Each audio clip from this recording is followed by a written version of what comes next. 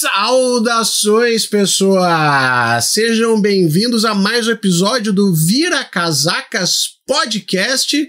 Meu nome é Felipe Abal e 404 é código de erro, Gabriel Divan. É código de erro em qualquer outro lugar, né? Porque aqui é acerto, velho. Aqui é bola certa, aqui é onde a coruja dorme, é no ângulo, é na caçapa. Opa. Não tem conversa, meu. Vira Casacas no ar.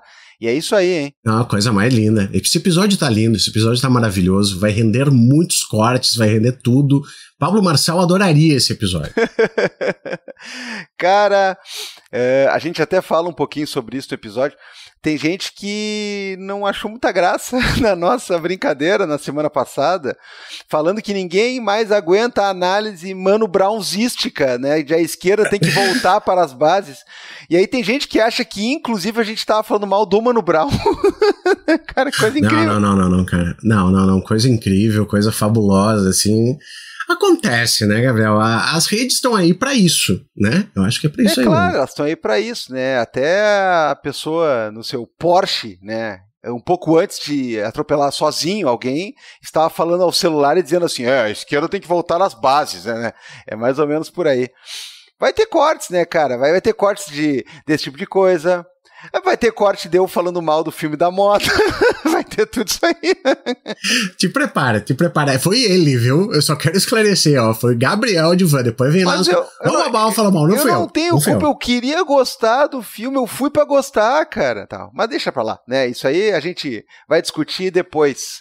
Vamos falar de coisa que é unanimidade aqui, meu, que é o carinho, o amor, a alegria, a amizade que o Vira Casacas distribui por aí e recebe, porque, como diriam os 4 de Liverpool, né? No fim das contas, meu, o amor que você dá é o mesmo que volta pra você. Salves, Felipe Abal. Vamos de salves aqui, eu tenho salves. Então manda aí, vamos começar contigo. Vou mandar um salve para o pessoal lá do NextJor, lá do jornalismo da firma, da UPF, que tem o podcast Escadaria. Projeto que eles tocam aí, vocês encontram nas redes tudo, e aí semana passada eu gravei um episódio sobre podcasts, né? Mas olha que meta! Claro, meta total. IA, meta da IA, né? Eu fui chamado lá para conversar um pouquinho, dei meus pitacos lá, e eu vou mandar um abraço então para todo mundo do NextJor, todo mundo lá do jornalismo da firma, todo mundo do Escadaria, e também para o outro convidado que estava lá comigo, meu, lenda do rádio, falando assim, parece que o coitado tem 100 anos, né? Não tem, mas é lenda, Gerson Ponte, cara, tava comigo lá. Não, aí mandou experiência, né, cara? Aí conhece os atalhos, né, meu? Não preciso dizer mais nada, né, cara? Você sabe tudo. Esse aí sabe tudo e mais um pouco, velho. Então, quero mandar um abraço para essa rapaziada aí. Maravilha, Gabriel. Tem uma listinha aqui que eu vou compilando durante a semana. Primeiro salve que eu tenho aqui pro nosso amigo Alex, tu vai lembrar dele, Divan, por causa que ele botou lá no Blue Sky uma foto dele com a camiseta do Vira Casacas, né? Resistência e persistência, estreando a peito e aproveitando para pedir aquele salve pro meu velho Sou Paulão. Ô, professor Paulão, grande professor Paulão, linda camiseta, parabéns, Alex. Tá aí, cara, Alex, Paulão, camiseta, todo mundo de parabéns. Todo mundo de parabéns. Ainda, aqui ó, a teoria lá do Blue Sky pediu um salve pra família e principalmente pra tia dela, Dona Nenê, né, mandando toda a força porque ela acabou de perder um filho recentemente, que também era do nosso campo, Gabriel e coisa. Então, muita força aí pra família e estamos juntos, né, continuamos sempre juntos. Estamos juntos, e aqui é o verdadeiro ninguém larga a mão, né, os outros lugares eu não sei. Perfeito. A Pambacete, lá do Blue Sky também, gostou do episódio que teve um salve pra gata Cuca, né? Que era a gata finlandesa do último episódio. E queria salve pra Cuca berlinense. Olha que bacana, né? O senhor falou errado, então. Se é berlinense, é Kuchen. Kuchen, né? E pra Celeste Olímpica também. Olha só, cara. Olha aí, La Celé. Ali, né? Só mãozinha pra cima, ali. Lá do Instagram veio um pedido de salve do Lucas Primata, que estava pedindo pro Thiago Almenara, que sempre, né, indica para ele, diz, me aplica os melhores podcasts, mas eu vou tirar como uma indicação. Pediu um salve também pro BH é Nós Podcast, fui lá dar uma conferida ali Gurizada faz um negócio muito massa, estou acompanhando, viu? Ó, rolou assim aquele merchan muito light aqui, Gabriel de Van, e eu caí. Olha aí, cara, um abraço pra todo mundo, cara, mas eu confesso que eu fiquei meio aéreo desde o primeiro nome, porque eu tô até agora na minha cabeça cantando Lucas Primata, Capitalino Selvagem. Muito bom. O Lucas, lá do Blue Sky, também pediu um salve pra ele e pro dog, né, o Nino, que sempre acompanha ele nas caminhadas quando ele tá escutando Vira Casacas. A gente já disse aqui várias vezes, né, Gabriel de Van? Eu ouço muito podcast caminhando com o cão Francisco. Você não tem cão, né, mas não vai caminhar com gato, mas também tá sempre caminhando ouvindo podcast. Cara, eu caminho com o meu amigo imaginário, o Menino Corvo. Menino Corvo? Não o do filme? O Corvo? Não, é o do Haruki Murakami, mas deixa pra lá. Ah, não, tudo bem. Vou mandar um salve pra Dora, que era a Dora aventureira no Twitter, não é mais aventureira. Pra mim sempre será, já aviso. Tá bom.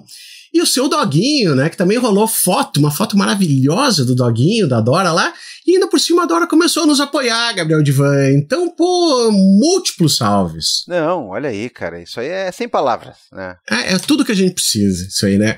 Foto de cachorro, mensagens agradáveis e o apoio ainda por cima, é a cereja do bolo, assim. Gato cuca, foto cachorro, caminhada, vira casacas, pai, né, abraço pra tia, porra, é isso aí, cara, vira casacas, é família, cara. A Flávia Sayane, lá no Spotify, ela disse que aparentemente a Axé é uma instituição brasileira que não funciona nos Estados Unidos.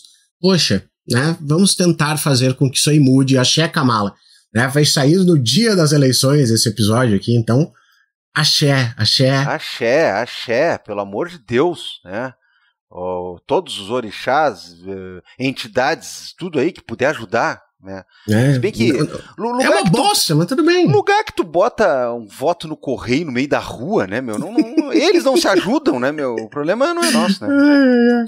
Então ela disse também que fazia tempo que não pedia um salve, então um salve pra Flávia, realmente fazia tempo que ela não ganhava aqui. Gabriel, nós recebemos e-mail muito bacana do Ramon, com belíssimas palavras, bela mensagem, elogios pro programa, e pediu um salve para ele e para o Martim, o filho dele. Eu acho lindo o nome Martim, né? É o nome do filho do Matias Pinto também, né, cara? Sim, Martim, então, assim, salve pro Matias, salve pros Martins deste mundo todo. Tá louco, El Gaucho Martim Fierro, É muito forte, muito forte. O nome de capitão de corveta, assim, né, cara? Eu acho muito forte. Não, esse vem bem. E por fim, aqui, lá no Instagram, o Peterson Lindo. Será que é sobrenome ou será que ele é lindo mesmo, assim? Podia ser o Peterson dá pro gasto, não, mas é o Peterson Lindo, né, cara? Ele pediu um abraço. Podia ser o Peterson, já peguei pior, né? Mas não, tá por cima, velho. Tá bem. Ele pediu um abraço pro doguinho Gordon, que daí veio uma foto, Gabriel, essa aí eu não te mostrei. Ele tava vestido de Lloyd, do Debbie Lloyd. Daí ele pediu um salve também pra esposa dele, a Vanessa, que demorou 2h30 pra fazer a maquiagem da fantasia de Halloween dele. E ele tava como o Máscara. E todos eles se fantasiaram no Halloween de personagens do Jim Carrey. Olha aí, o cachorro, cara. A Vanessa e ele. Puta que pariu, cara. Bom demais, meu. Essas fotos aí, essas que eu quero ver, meu. Não, eu vou te mostrar. Eu vou te mostrar que eu recebi aí, eu vou te mostrar. Manda aí. Já que tu falou que a Dora passou a nos apoiar, tem um monte de gente que passou também a nos apoiar, e aí a pergunta fica, né? Como é que é isso, Felipe Abal? Explica pra nós. Você tem várias formas que pode nos apoiar, Gabriel de Van. Olha só. Primeira forma que você não gasta nada é você se inscrever no nosso canal no YouTube, é você nos seguir no Blue Sky, você nos seguir no Instagram. Facinho. Ah, mas eu não uso muito o Instagram. Segue igual, dá uma força, entra lá, dá uma curtidinha, não custa nada. Segunda forma. Ah, mas o que eu ganho com isso? Quer ganhar alguma coisa pagando? Isso se chama compra. Daí você vai lá em umapenca.com/viracasacas, você compra uma camiseta compra uma eco bag, compra um conjunto de ímãs ou bottoms, contribui conosco e ganha o que você comprou. Não, mas peraí, no capitalismo é assim, meu amigo. Só um pouquinho. Mas não é de todo mentira, porque se você foi apoiador do Vira Casacas, você também pode ganhar ganhado coisas, né? Aí ou não também. É? Aí também. Você pode ir lá em apoia.se/viracasacas, a partir de R$5 apoiar a gente, já tá bom, sabe? Nem se aperta. Né? Aquele negócio assim, mas eu vou apoiar com 20, daí daqui a 2 meses cancela. Mantém os 5 pila ali sempre, que para nós é melhor ficar garantidinho 5 do que 20 a cada 6 meses por aí. E daí sim, Gabriel, né? Você apoia o Vira Casacas, você concorre todo mês, a gente sorteia apoiadores. E daí já rolou livro, já rolou camiseta do Vira. Eu tô afim de mês que vem lançar camiseta de novo. Acho que o pessoal curtiu. Apoiadores, comentem aí. Curtiram camiseta ou querem livrinho, querem alguma outra coisa? Digam aí também que a gente bota na lista de Natal, né? Coloca ali o seu pedido pro Papai Noel, né? Que daí a gente também coloca no sorteio. Olha, é um show de vantagens, cara. Eu fico sem palavras até. Você apoia a produção independente, você colabora com o Vira Casaca se manter existindo como ele sempre foi, como ele sempre será. Você apoia toda uma cena, você concorre a prêmios, minha Nossa Senhora, é uma loucura. Fica aqui sempre aquela questão que a gente costuma dizer, né? Talvez você não consiga apoiar todos os programas e projetos aí que você gosta, né? Até porque a gente tem uma miríade de coisas muito boas aí, certamente você gosta de muita coisa legal. Agora, apoia algum, dá uma força para algum desses que precisam. Se for aqui o Vira Casaca, a gente fica quadruplamente mais feliz. Agora, dá uma forcinha, apoia alguém.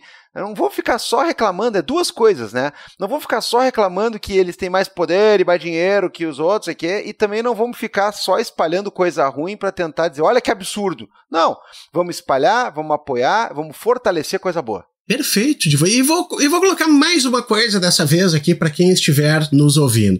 Se você tem algum produto massa que está vendendo pela internet ali também, uma editora, alguma coisa assim, manda um e-mail pra gente conversar, pra ver se não rola ali também, né, ali perto das dicas culturais, alguma coisa, quer fazer uma divulgação, quer fazer um publi, entra em contato conosco. A gente não vai aceitar publi de Netflix, de Tigrinho, de não sei o quê. Mas assim, às vezes o pessoal, eu acho que não tem como eles divulgarem. Entra em contato que a gente dá uma conversada ali também, numa dessas rola sim, né? É mais barato do que você imagina, né? Te garanto isso aí. A gente quer aqui tigrão do cerol e tigresa de íris cor de mel. Tigrinho passa longe, faz favor. Longe, não queremos.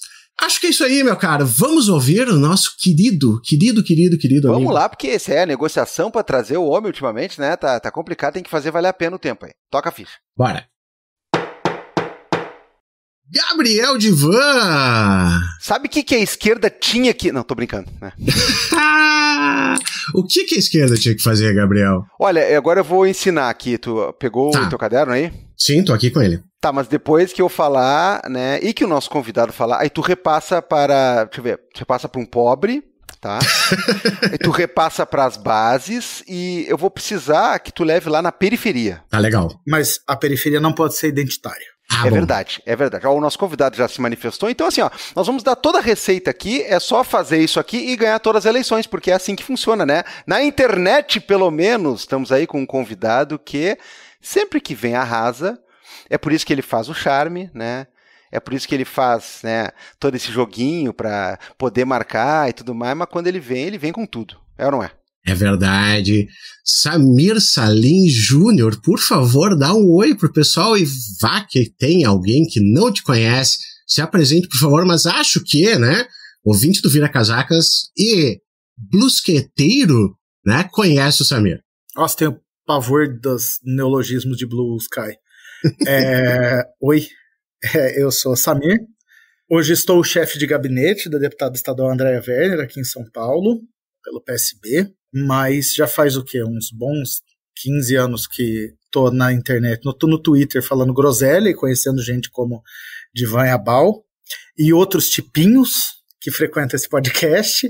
Trabalho com política há um tempinho, também sou jornalista, tenho uma newsletter de tecnologia, então me meto em alguns assuntos dou pitaco, comento novela, samba enredo, o que aparecer a gente está comentando, porque o Twitter morre, mas o twitteiro, tal qual uma barata, ele acha um lugar para se esconder e escrever bosta. Então a gente segue falando. Tudo bem, Samir, obrigado por ter topado vir aqui de novo conversar com a gente, meu caro, estamos muito felizes que tu tenha voltado. Eu dei sorte que acabou a luz em casa da última vez que a gente ia gravar, eu fiquei só 2 dias sem energia elétrica em São Paulo, e aí, como a esquerda não veio cuidar do meu poste, eu não consegui gravar a última. Tem muita gente querendo cuidar do teu poste, Samir. Não se preocupe com isso aí. Quem dera. A DM tá aberta pra quem precisar. Que beleza, meu. É por isso que esse é o melhor podcast do Brasil, velho. O cara assim, não, que eu sou chefe de gabinete, tá assim, o meu poste tá resolvido, cara. Você tá resolvido. Não vai ouvir isso na Natuza Néria. A Natuza Néria não vai falar isso aí pros seus convidados. Jamais. Gabriel Divan, agora sim, né? Agora vamos falar sério. Pode começar aí a nossa conversa com o Samir, que a gente já estava trocando uma ideia, tem várias coisas que agora a gente tem que gravar. Assim, a conversa com o Samir, ela é sempre dotada de uma série de momentos aqui que estão off-record, né, que não podem vir à tona, que eu me arrisco a dizer que são, né, tão bons quanto os que vêm à tona, mas enfim, Samir estava tentando fazer esse programa contigo, mas eu acho que, olha aí, olha o post, olha o programa, mas enfim, eu acho que ele veio, na verdade, em boa hora, porque o Samir é uma das pessoas que a gente mais confia, e se você conhece o trabalho dele, se você já ouviu ele aqui em outras participações no Viro, você sabe que a gente não está ironizando nem puxando o saco, né? É sempre um programa repleto de informação, repleto de sacadas incríveis, né, de quem está muito por dentro. E a gente ia contar com o Samir para falar um pouco, né, no olho do furacão das eleições e tudo mais, mas eu acho que vem em melhor hora, claro, descontado o fato de que caiu um temporal, teve poste, teve Enel, teve Tarcísio, teve tudo que atrapalhou, né, a última tentativa de participação do Samir um tempinho atrás, mas vem em melhor hora, por quê? Porque nós estamos falando aqui de eleições não naquele sentido de cobertura, é como nós falamos no programa passado, né, quando veio o Fabrício falar de mapas e projeções das eleições americanas e o que elas podem também ensinar um pouquinho para o Brasil. A gente está falando dos arredores da coisa, a gente está pensando para o futuro, a gente está olhando para o passado, a gente não quer fazer cobertura, né, de pronta entrega ali de material, porque como a gente sempre diz aí, né, para isso tem a Natuza, né, e alguns outros ali, que aliás, né, sai umas pérolas ali naqueles programas que Deus me livre, né, mas enfim, primeira pergunta então, para o nosso querido convidado aqui, a gente andou utilizando esse termo nas redes sociais aí da semana passada e eu queria te ouvir um pouco na jugular já, assim, ó, dá no meio da canela, para ter expulsão direta. Parece cara que tá sacaneando com bet, né? É cartão vermelho já, 1 minuto de jogo. Samir, e o papo da Mano Brownzização do discurso, né? Porque não é mais Lenin, né? O que fazer, Felipe Abal, agora é Mano Brown, né? E como um discurso de 2018, ele vai ficando, a cada dia que passa, cada vez mais inócuo e ele vira uma espécie de caricatura de si mesmo. Enfim, né? A palavra está contigo já para chegando. Bom, eu lembro que eu estava neste podcast no dia 5 de janeiro de 2019, falando sobre o que fazer. Como ser oposição, o que ser oposição.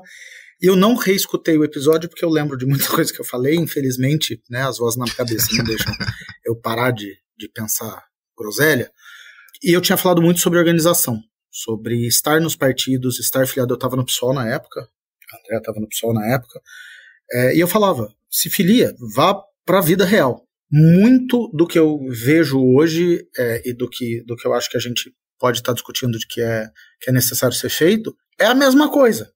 Cara, trabalhar. E aí vem assim, quem trabalha com política é meio fácil falar. Para mim é chegar aqui, fazer os atendimentos do gabinete, entender as coisas que estão acontecendo, participar das reuniões, fazer a coisa andar. Quem não está organizado é entender aonde você vai entrar.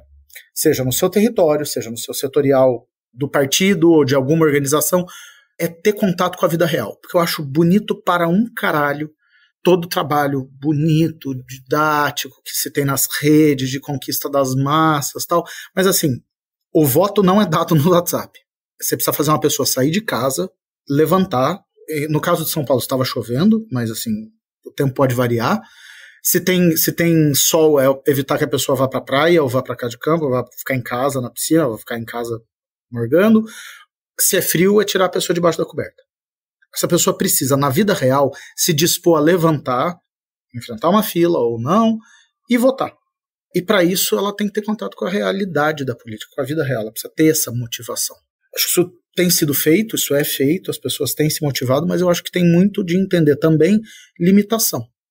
E eu acho que a gente entendeu um pouco de o que vai ser feito. O Mano Brown tem um ponto que é muito certeiro, que é a gente precisa olhar para a realidade, para a periferia, mas tem um lance também de que o que é esse olhar para a realidade? Para mim, tipo, homem branco de um bairro nobre em São Paulo, fazer 2 visitas por semana num bairro da periferia é olhar para a realidade? Fazer 70 atendimentos por dia no gabinete, entender, é de fato olhar para a realidade? O que é esse olhar para a realidade nessa classe média pensadora que se diz politizada? Então, eu tenho mais dúvida do que certeza, assim, do olhar para frente. E eu acho que a gente tem que começar a também perder um pouco o tesão no factual, nessa correria, nessa sanha de fazer análise de tudo o tempo inteiro, porque, nossa, você viu que em Roraima 12% dos estudantes, porque em Belo Horizonte, tá, e na tua vida, gato, quem que você convenceu a votar? Tua mãe, teu pai compactuam com você? Se não compactuam, quem compactua? Quem é a pessoa com quem você vai trocar sobre política, você vai trazer um pouco do teu olhar, você vai educar politicamente?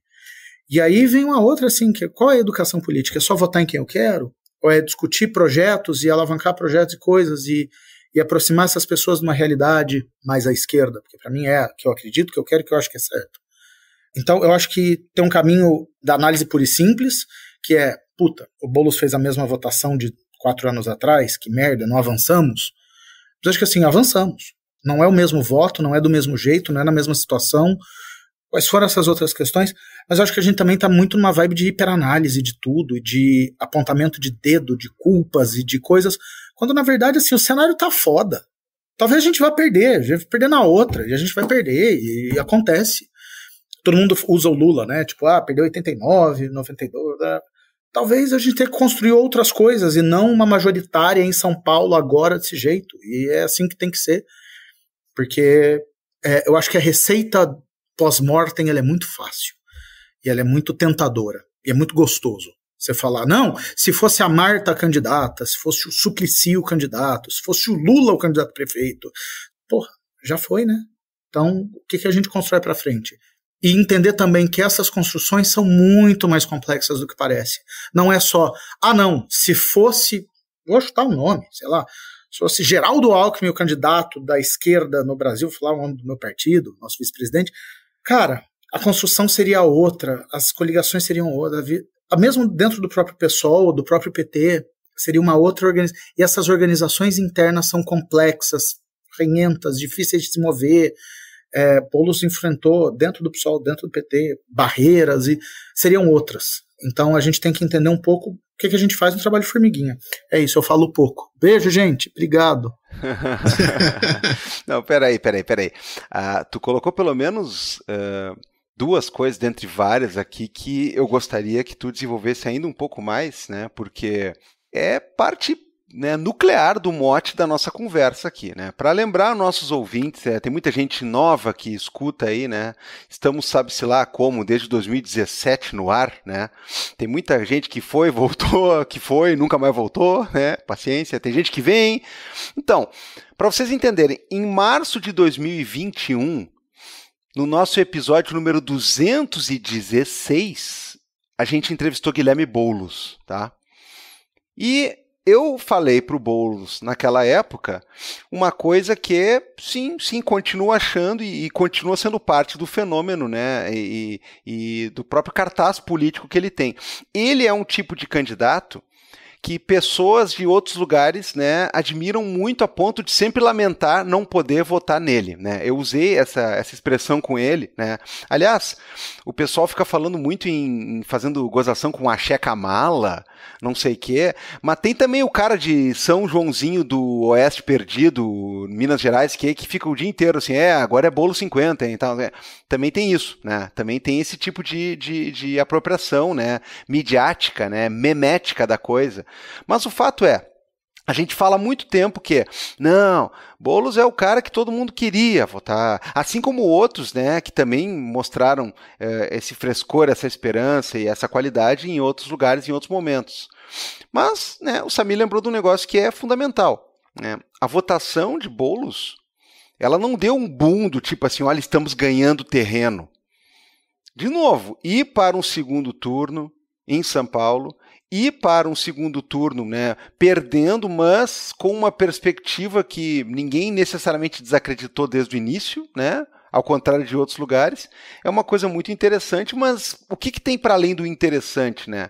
O que tem para além dessa coisa? Eu gostei, Samir, dessa tua perspectiva, que parece até tristonha sob um certo aspecto, mas eu não acho que seja. Talvez não tenha que ser uma majoritária agora, e sem falar que essa coisa de São Paulo, né, e aqui não vai nenhum ciúme nem nada, né, pelo contrário, amo São Paulo, adoro São Paulo, né, eu tô contra a moda, né, a moda é não gostar de São Paulo, mas eu gosto bastante. Aquela questão de ficar falando da eleição de São Paulo como se fosse assim, meu Deus, vai resolver todos os problemas do mundo. A eleição de São Paulo, quando a gente tem um mega cenário para analisar, um monte de coisa para fazer. Puta merda, assim, né? Depois eu vou falar um pouquinho aqui de Porto Alegre, que foi durante uns 16 anos um reduto petista, assim, estilo, né, impossível de forte aquele, né, o castelo impossível de invadir. Hoje não dá nem pra conversa, né, cara? Então a gente tem que conversar um pouco também sobre essa coisa. Por mim, tu desenvolve até mais essa questão. Deixa eu falar um negocinho aqui, Divan, e depois eu passo pro Samir e depois eu quero te ouvir também. Samir, eu gostei muito que tu trouxe essa questão do Boulos ter, em números, mantido a mesma coisa de 2020, porque, e por favor, isso aqui é um questionamento sincero. E quando a gente não tá na cidade, no local, né, a gente tá vendo tudo de fora, pode parecer muito simples, muito tranquilo, pode-se ter umas ideias que não sejam reais. Então, tô perguntando isso bem de boa mesmo. O que eu vejo dessa questão de 2020, 2024 Boulos? Me corrigem tudo que eu tiver errado, por favor. 2020, PT lançou candidato, PCdoB lançou candidato, PSB lançou candidato, e o Boulos saiu numa chapa que era ele, e vamos lembrar que assim, ó, o Boulos 2020, ele me parece bem diferente do Boulos 2024. O Boulos 2020 é diferente do Boulos 2024, com a Luísa Erundina de vice dele, correto? Que também me parece, me aparenta aqui de longe, ser uma pessoa que é vista como mais radical do que é o caso da Marta Suplicy. Até porque a Marta estava no governo, Ricardo Nunes, etc, etc, né? E o Boulos sai naquela eleição, acho que lá, não sei se já tinha, né, uma esperança tão grande que fosse chegar no segundo turno. Ele chega no segundo turno com 20% dos votos, 20 e poucos por cento dos votos, porque teve uma pulverização bastante grande, eu acho, né, naquela época, até por causa dessa quantidade de candidatos. E ele faz daí os 40% de votos no segundo turno, mas assim, ó, me parece bem diferente, porque era mais o Boulos fogo nos pneus, né, era o Boulos do Antigo Testamento, numa chapa com a Erundina, que é uma pessoa que eu acho bem mais interessante, bem mais legal, né, do que a Marta. Eu, particularmente, não estou falando para resultados, estou falando como pessoa mesmo. Então, assim, ó, primeiro, essa comparação, ela me parece um pouco estranha, porque a gente está falando de dois Boulos diferentes em dois cenários bem diferentes. E a segunda parte, que é aqui que eu digo que eu quero perguntar para o Divan também, porque eu não sou de Porto Alegre, o Divan está mais perto de Porto Alegre, é o seguinte, eu até falei isso no Blue Sky em um momento de... Né, naquela hora que a gente não deveria escrever nada, mas a gente escreve, dizendo o seguinte, olha, não adianta de porcaria nenhuma ficar fazendo esse negócio de ajeitar o discurso, de não ser tão esquerda, de não pautar tantas coisas, tem que tomar cuidado com isso, tem que tomar cuidado com aquilo. Não, na verdade eu sou a favor dos evangélicos, na verdade eu sou meio contra o aborto, na verdade eu não sou a favor de legalização das drogas, na verdade... Blá, blá, blá. se o resultado vai dar igual. E por que eu falo de Porto Alegre também aqui, Divan? Porque assim, ó, me parece que tem 2 nomes tão bons em Porto Alegre, Matheus Gomes e Lauracito, que tu poderia ter jogado para perder, Samir, né? Nesse negócio talvez a gente tenha que perder, jogado para perder, para lançar esses nomes e sim, para botar a nossa pauta na rua. Talvez não seja a hora de ganhar agora, mas dizer o seguinte, ó, vê só, aquele Boulos que saiu da candidatura deles a presidente, que era o cara de taxar o Meirelles, que era o cara que falava mesmo as coisas que tinha que falar, foi o cara que quando fizeram aquele tracking do partido antes para lançar o nome dele, foi o cara que disseram, poxa, o pessoal gostou, ele tem chance, né? Por que tu muda tudo isso aí agora se, de novo, o que me aparenta é aquele Boulos saiu muito bem. Esse Boulos aqui, eu já não tenho tanta certeza assim. Então, aí tem 2 questões, que aí tem a questão política e tem a questão eleitoral.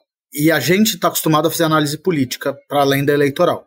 Porque a gente é craqueiro de política e a gente sabe o nome do vereador de Porto Alegre, mas para mim aí tá uma diferença assim, eleitoralmente é o mesmo. Uhum. Eu acho que assim, ele perdeu em lugares diferentes, ganhou em lugares diferentes, talvez eu não parei direito para ver isso, mas assim, a votação ser parecida me mostra muito mais uma disposição das pessoas em votar numa esquerda do que nele. Porque quando a gente olha o cenário de 20, e eu estava dentro do PSOL, em 20, era uma chapa pura, ele era Erundina, que aí conseguiu ir para o segundo turno. Quer dizer, ele se mostrou o cara que teve punch para pegar Bruno Covas na frente e ir. E aí houve aquela coisa do encapsulamento, do tipo, então, esquerda para um lado e a direita para o outro, e direita do PSDB, e você fala isso para um bolsonarista, ele tem um derrame, porque a galera falando que o MDB não é direita, mas tudo bem. E aí você cria essa polarização. Ah, meu Deus, a polarização. Foi exatamente o mesmo cenário. Foi um cenário de um contra o outro, de direita e esquerda, de projetos vistos como de direita e esquerda. E aí, meio que dane-se se é a Marta, se o PT tá na chapa, se não tá. Eu acho que isso é muito over-analysis, assim, é a gente estudando e lendo e discutindo e fazendo vídeos de 2 horas pro YouTube, episódios de 1h30 de podcast, quando, na real, pro eleitor, é só tipo, esquerda. Ninguém mencionou. Tipo, ok, o Datena e o Marçal mencionaram a Marta ter sido secretária do Nunes, ter sido votado do impeachment. Assim, pro eleitorado, grosso modo, Marta é esquerda. Porque ela tá no projeto de esquerda. E assim, eu vou lembrar de novo, a gente teve o vice do Lula, que era o... José Alencar. Hoje ele seria apedrejado como uma esquerda. A galera ia querer invadir o gabinete dele em 8 de janeiro. Do PL. PL. Tem um lance de que, na hora, o que conta é o nome principal e o envelope que vai. Envelopou-se como esquerda é esquerda, envelopou-se como direita. Tanto que é isso. Esperava-se uma não adesão tão grande de bolsonaristas, porque o Bolsonaro não veio, ou dos marçalistas, e foi 60-40. Todo mundo esperando uma coisa, tá chegando, o tracking tá apontando. Cara, 60-40. E aí vem um lance pra mim. Eleição é uma coisa, política são conexas, mas são momentos de análise diferentes. O momento da análise da eleição ali cara, foi isso, mas toda a construção foi muito diferente. O Boulos este ano, ele veio com uma coalizão, com o PT por trás, com o dinheiro do PT por trás, com uma organização, com uma estrutura, com o apadrinhamento do Lula, e aí a gente vê um pouco a questão do tipo, o Lula não conseguiu descer tanto ao território, não quis, não fez... outra análise, mas assim, não esteve tão presente na campanha quanto se esperou que estivesse. Bolsonaro também não, mas a gente olhar que ele manteve os números, isso é uma derrota se a gente for olhar essa construção toda, tendo essa bagagem. Mas a hora que você olha só o seco da urna, me parece que assim, talvez seja o nosso teto. Porque qualquer um talvez fosse visto como esquerda. É horrível, meu Deus, eu trabalho todo dia para que isso não seja verdade, tá? É tipo meu dia a dia. Mas talvez seja um lance do tipo, é esse o nosso tamanho neste momento, nesta conjuntura aqui agora. O que a gente consegue mudar com um nome mais palatável, vai mudar 20%? É essa a minha preocupação. Os 10% que dá. Que outro nome, que outra conjuntura, que outra... A gente fez muito isso, assim, a gente esteve mais presente nessa última semana de campanha com ele, O André fez um evento segunda, a gente teve no evento terça-feira uma mobilização, e havia uma outra discussão também. O que dá pra gente fazer? Uma mobilização de artistas num teatro, é isso que vai trazer voto? Puta, não sei. É um vídeo do Caetano cantando, é isso que vai trazer voto? Não sei. Mas tem que também ser feito. Mas, por outro lado, esse gap de 20%, que na verdade são 10%, né? Se ele perder 10%, a gente ganha 10%, chegamos no 50%. O que tem que ser feito? E é essa pergunta que eu sempre faço, assim. O que estamos fazendo, ignora mandato, vamos olhar militância, vamos olhar pensadores e eleitores e pessoas, para que esse gap diminua. Porque me parece, e aí eu estou sendo fatalista e triste, talvez, mas que hoje este é o nosso tamanho. E a gente tem que trabalhar um pouco com ele.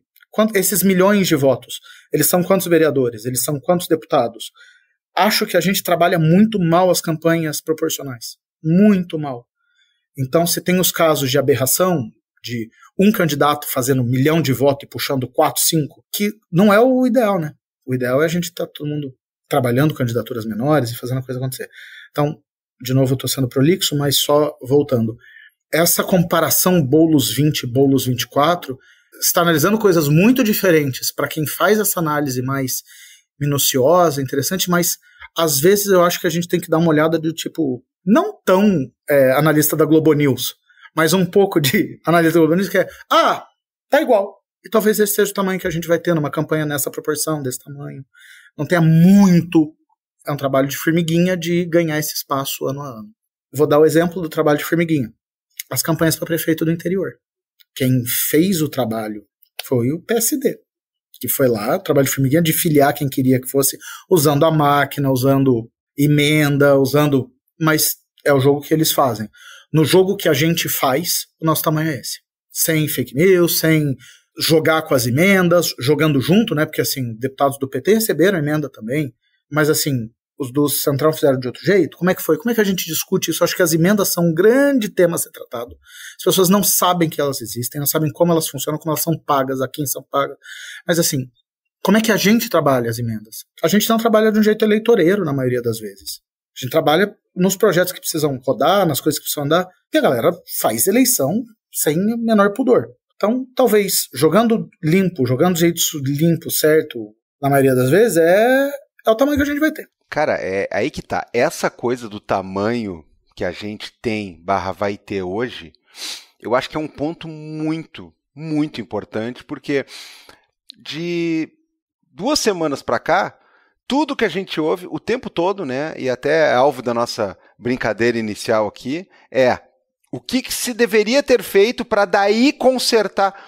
É sério que tem realmente uma saída mágica? Tem uma outra estratégia de marketing? Tem alguma outra coisa a ser falada em live ou em final de debate que necessariamente ia, de alguma maneira, virar muito voto ou muita coisa? Tem alguma postura correta em termos de que bairros visitar? Cara, é lógico que, né, o cara vai construindo uma estratégia vitoriosa a partir de muitas pecinhas, né? E algumas peças são peçonas, na verdade, são bem grandes. Mas me parece que as pessoas estão viciadas nessa história de, né? Aí vai um pouco também da questão cultural de como é que a galera se manifesta hoje em dia, como é que a galera e onde a galera discute política, né? Nesses termos hoje em dia. Me parece que está todo mundo muito fissurado nessa coisa de pegar e dizer assim, não, o erro está em... A cagada foi e tal. Cara, talvez nós tenhamos esse tamanho agora. E aí o Samir colocou um ponto que também é crucial. Sem fake news, sem ameaça, né? Sem compra de voto explícita. Sofrendo com isso. Sofrendo assim, com isso. Dia antes da eleição, vem mentira sobre PCC. Dia antes da eleição, vem mentira sobre droga. Não vem justiça eleitoral, né? né? Não vem porra nenhuma pra ajeitar, né? Quando tem que vir. Com tudo isso, talvez o que consiga, e vou somar o que o Felipe colocou aqui, com tudo isso, mais com todos os acenos possíveis para um outro lado, mais com todas as amenizações possíveis, mais com toda a questão pragmática, né? Vamos lembrar aí que Guilherme Boulos fez, né, tentou reeditar uma estratégia, e aí eu vou soltar um take aqui, né? tentou reeditar uma estratégia do presidente Lula quando venceu a primeira eleição, que foi fazer aquela carta como quem diz assim, olha, eu não sou esse maluco aí que vocês estão dizendo por aí. Mas assim, tem que lembrar que naquele momento, depois de pelo menos 2 bolas fortíssimas na trave, no ângulo da trave, ali era um momento de Lula, ali as coisas estavam se encaminhando, ali ele era o favorito. Então ele mete a carta por cima como quem bota uma cereja no bolo. Não foi a carta que elegeu Lula, né? A carta foi simbólica de um momento e foi uma sacada genial de marketing também, porque a campanha do adversário era sempre baseada em medo, né? Ai, medo, a Regina Duarte dizendo que tá com medo.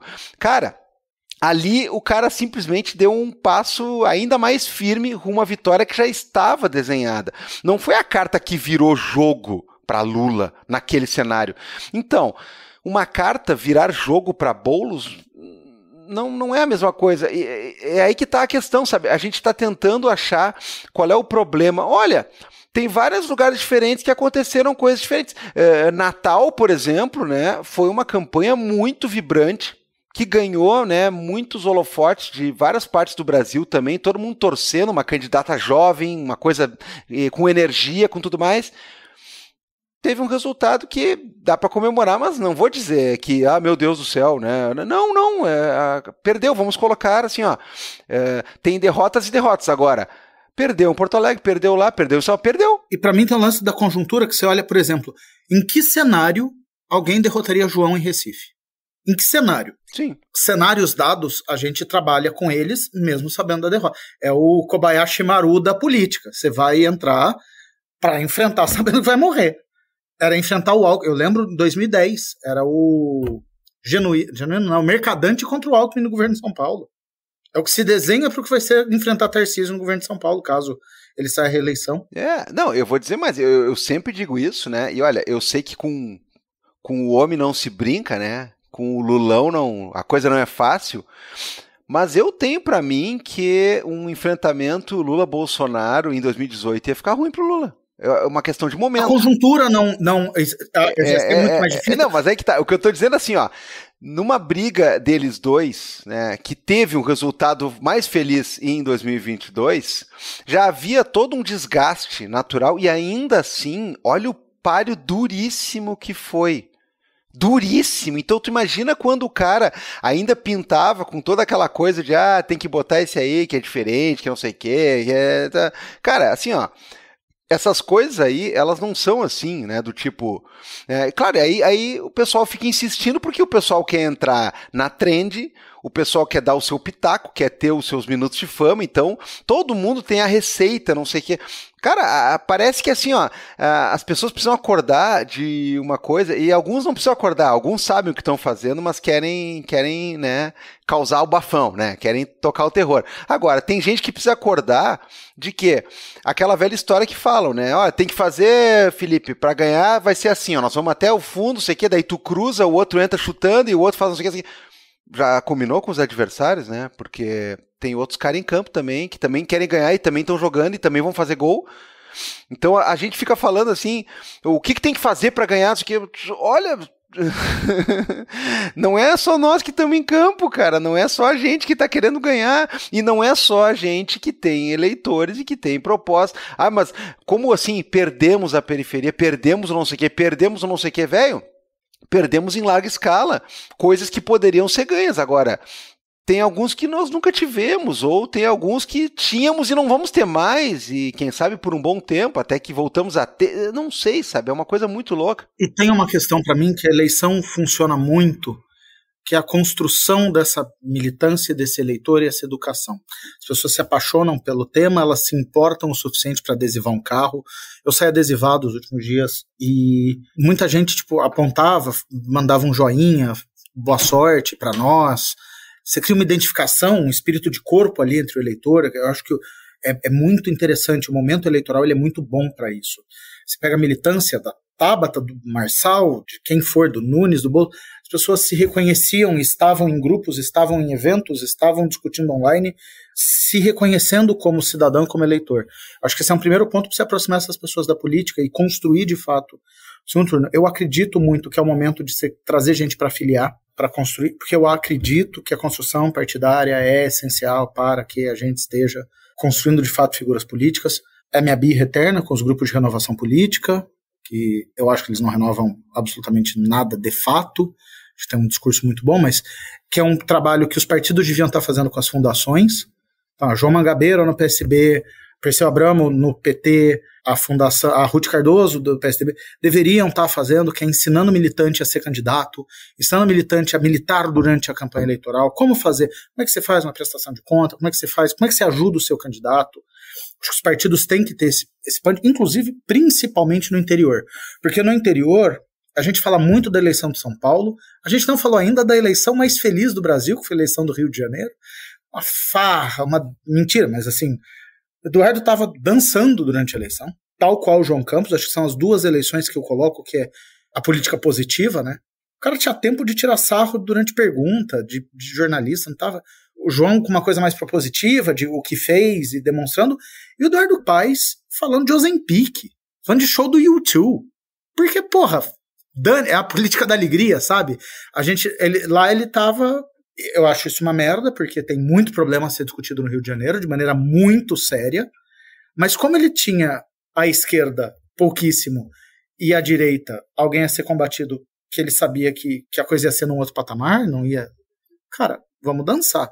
E o João Campos em Recife, eu acho assim, você olha o TikTok do João, de novo, todas as ressalvas, por ser do meu partido, por ser uma liderança histórica do partido, mas assim, cara, era uma farra. A campanha dele era dançando. E mostrando a creche das crianças e o uniforme escolar e as obras, mas assim, num clima de oba. Por quê? Porque tá com 80% de aprovação. Amigo, você tá com 80% de aprovação? O contrário aconteceu em Belém.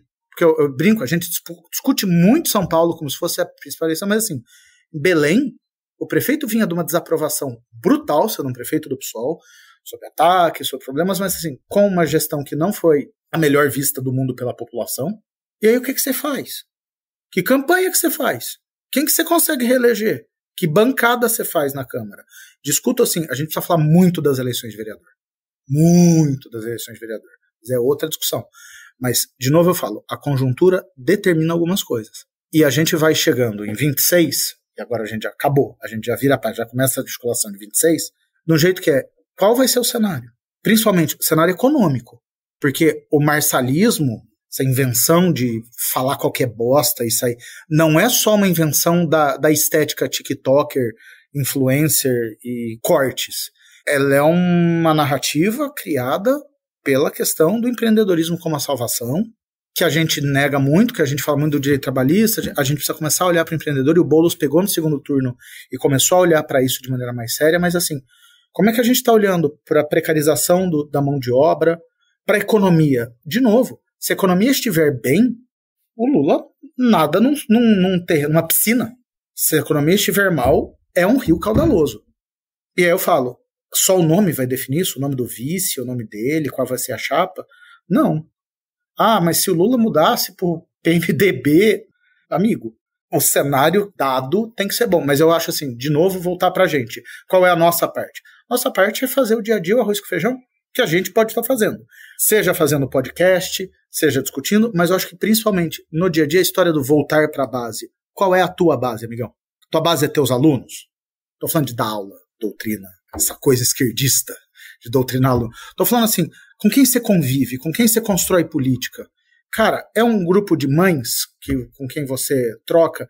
Vou contar uma história idiota, eu tricoto. E fui comprar lã com um adesivo do Boulos. Cara, a senhora que estava me atendendo me olhou feio. E aí, a hora que ela terminou de passar as coisas, de me passar a lã, ela perguntou, você vai votar nele mesmo? Eu falei, pô, tô ajudando na campanha, tal, tá candidato. Foi Tabata no primeiro turno, agora o Boulos, tal, não sei o quê. Aí ela virou e falou assim, nossa, que pena. Aí eu tentei entender, eu falei, que pena por quê? E ela veio com toda aquela ladainha de contra a esquerda, porque família, blá, blá, blá, eles não ligam pra economia, eles roubaram muito, tal. Eu falei, mas o quê? A hora que você vai tentar entender, não tinha nada, não tinha não tinha nada. Duas coisas eu percebi. Eu precisava estar mais presente ali, se eu quisesse ganhar ela de algum jeito, não era só indo comprar lã uma vez a cada 20 dias, mas se ela me conhecesse pelo nome, se ela conhecesse meu trabalho no gabinete, podia aproximar ela da figura da Andréia, como é que a gente faz? E para mim tem uma outra coisa, ela não estava disposta a trocar. A história do virar voto criou uma ideia na gente de que todo mundo está disposto a entender racionalmente o voto. E não, é de uma coisa maior. De novo, falando demais. Tá perfeito. Gabriel, na verdade eu vou passar para ti agora, que a pergunta é tua, mas eu queria te ouvir sobre esse negócio de outros candidatos em Porto Alegre, no caso, essa galerinha aí que eu acho trimassa. Cara, assim, ó, eu também preferiria que uma chapa de PT, pessoal, comparecesse em Porto Alegre, ainda que fosse muito difícil de ganhar, com alguém novo que pudesse trazer um outro discurso, que tivesse conectado com uma outra galera, que tivesse vindo de um outro background, de outras raízes, de, né, uma série de outras perspectivas, digamos assim, né? A gente tem vários nomes aí que estavam pela vereança em Porto Alegre e que depois passaram para a Assembleia Legislativa, até porque já prova que estão galgando um espaço, que tem algum resultado para oferecer, que tem margem para crescer ainda mais, né? Tu citasse dois, né? A Laura Cito e Matheus Gomes. Daria para falar também do Leonel Hadi, que também está nessa leva, né? Pessoas que têm, né, uma questão bem diferente ali, né? Laura e Matheus de uma bancada de pessoas jovens pretas, né? Leonel com aquele marketing que é muito inusitado dele, né, que ele vem justamente, né, das forças policiais, da Polícia Civil, né, então assim, tu tem essas pessoas que estão fazendo campanhas intensas, que deram um salto, que já mostraram que podem ser o futuro do partido, e sim, concordo que vários deles, né, principalmente os dois primeiros, né, poderiam ser uma espécie de nova cara, né, porque essa história eu já contei várias vezes do Vira Casacas. Cara, primeira vez que eu votei na vida foi em 96. Prefeito de Porto Alegre, Raul Ponte. Aí em 2016, quando não tinha ninguém para botar no partido e botaram o Raul Ponte de novo, e em 96 ele não era nenhum garoto, lá estou eu, 20 anos depois, votando na mesma pessoa. E aí na eleição seguinte, né, teve aquela derrota triste, lamentável da Manuela, né, para um Sebastião Mello que vinha com o discurso que nem o Trump faz hoje em dia, né, gringos imitando, né, vão comer cachorro e não sei o que e tudo mais. Ali o PT sai da cabeça de chapa, né, pela primeira vez que eu vi na vida, né, numa disputa em Porto Alegre, para Manuela, então, o PCdoB ser o grande expoente, e a gente volta para esse ano com Maria do Rosário. Eu não tenho absolutamente nada contra a Maria do Rosário. Aliás, deputada federal, né, nessa última vez agora eleita com meu voto, inclusive. Mas a questão é, Raul Ponte, Maria do Rosário, sabe? Até quando isso aí? Vai ficar circulando em torno desses nomes aí? Tem que pagar tributo para quem, afinal de contas? Bueno, todo mundo sabia que ia ser uma eleição muito ruim. Então, se fosse o caso de ser ruim, poderia ser ruim com alguém novo, já mostrando a cara. Eu sou plenamente favorável a essa tese, plenamente. Agora, não dá para cair naquela questão de que é o que a gente está falando aqui, né? A solução mágica que o cara tem num tweet na rede social que vai resolver tudo. Não, porque se fosse, sei lá, o Matheus Gomes, que estava bastante ativo, principalmente nas redes aí, em torno da questão da enchente, estava realmente ajudando muita gente, estava em loco falando com as pessoas. Não era que nem o prefeito eleito ou reeleito, que é um abobado que não fez absolutamente nada, tomou todas as decisões erradas possíveis, né? Foi um dos causadores da enchente, né? E quer pagar depois de que bota o pé no chão, trabalha, chapéu de palha, essa porra. Enfim, esse cara... Tem muita gente que pega e diz assim, ó, se fosse ele... Eu disse, cara, se fosse ele, talvez seria uma campanha diferente para a qual o outro lado não tinha tantas estratégias e não tinha já tantos discursos pré-prontos. O discurso contra a Maria, todo o Brasil sabe qual é e é pré-pronto. Mas eu não sei, assim, essa coisa de... se fosse ele... Cara, repito, é uma eleição que ia ser muito difícil de vencer a partir de frames de antipetismo. E aí o petismo aqui no caso é um panpetismo, né? Porque se tu é do PSOL, tu sofre o antipetismo também. Se tu é do PSB, tu é o antipetismo. Bom, é uma eleição que ia ser muito difícil. Então, assim, eu sou contra a ideia de que esses caras, né, Laura e não sei o que, iam ganhar. Não iam ganhar. Agora, a questão é trabalhar isso como estratégia ou trabalhar isso como o que eu tenho para oferecer. O que eu vou tentar fazer? O que eu vou tentar comunicar? Isso é importante.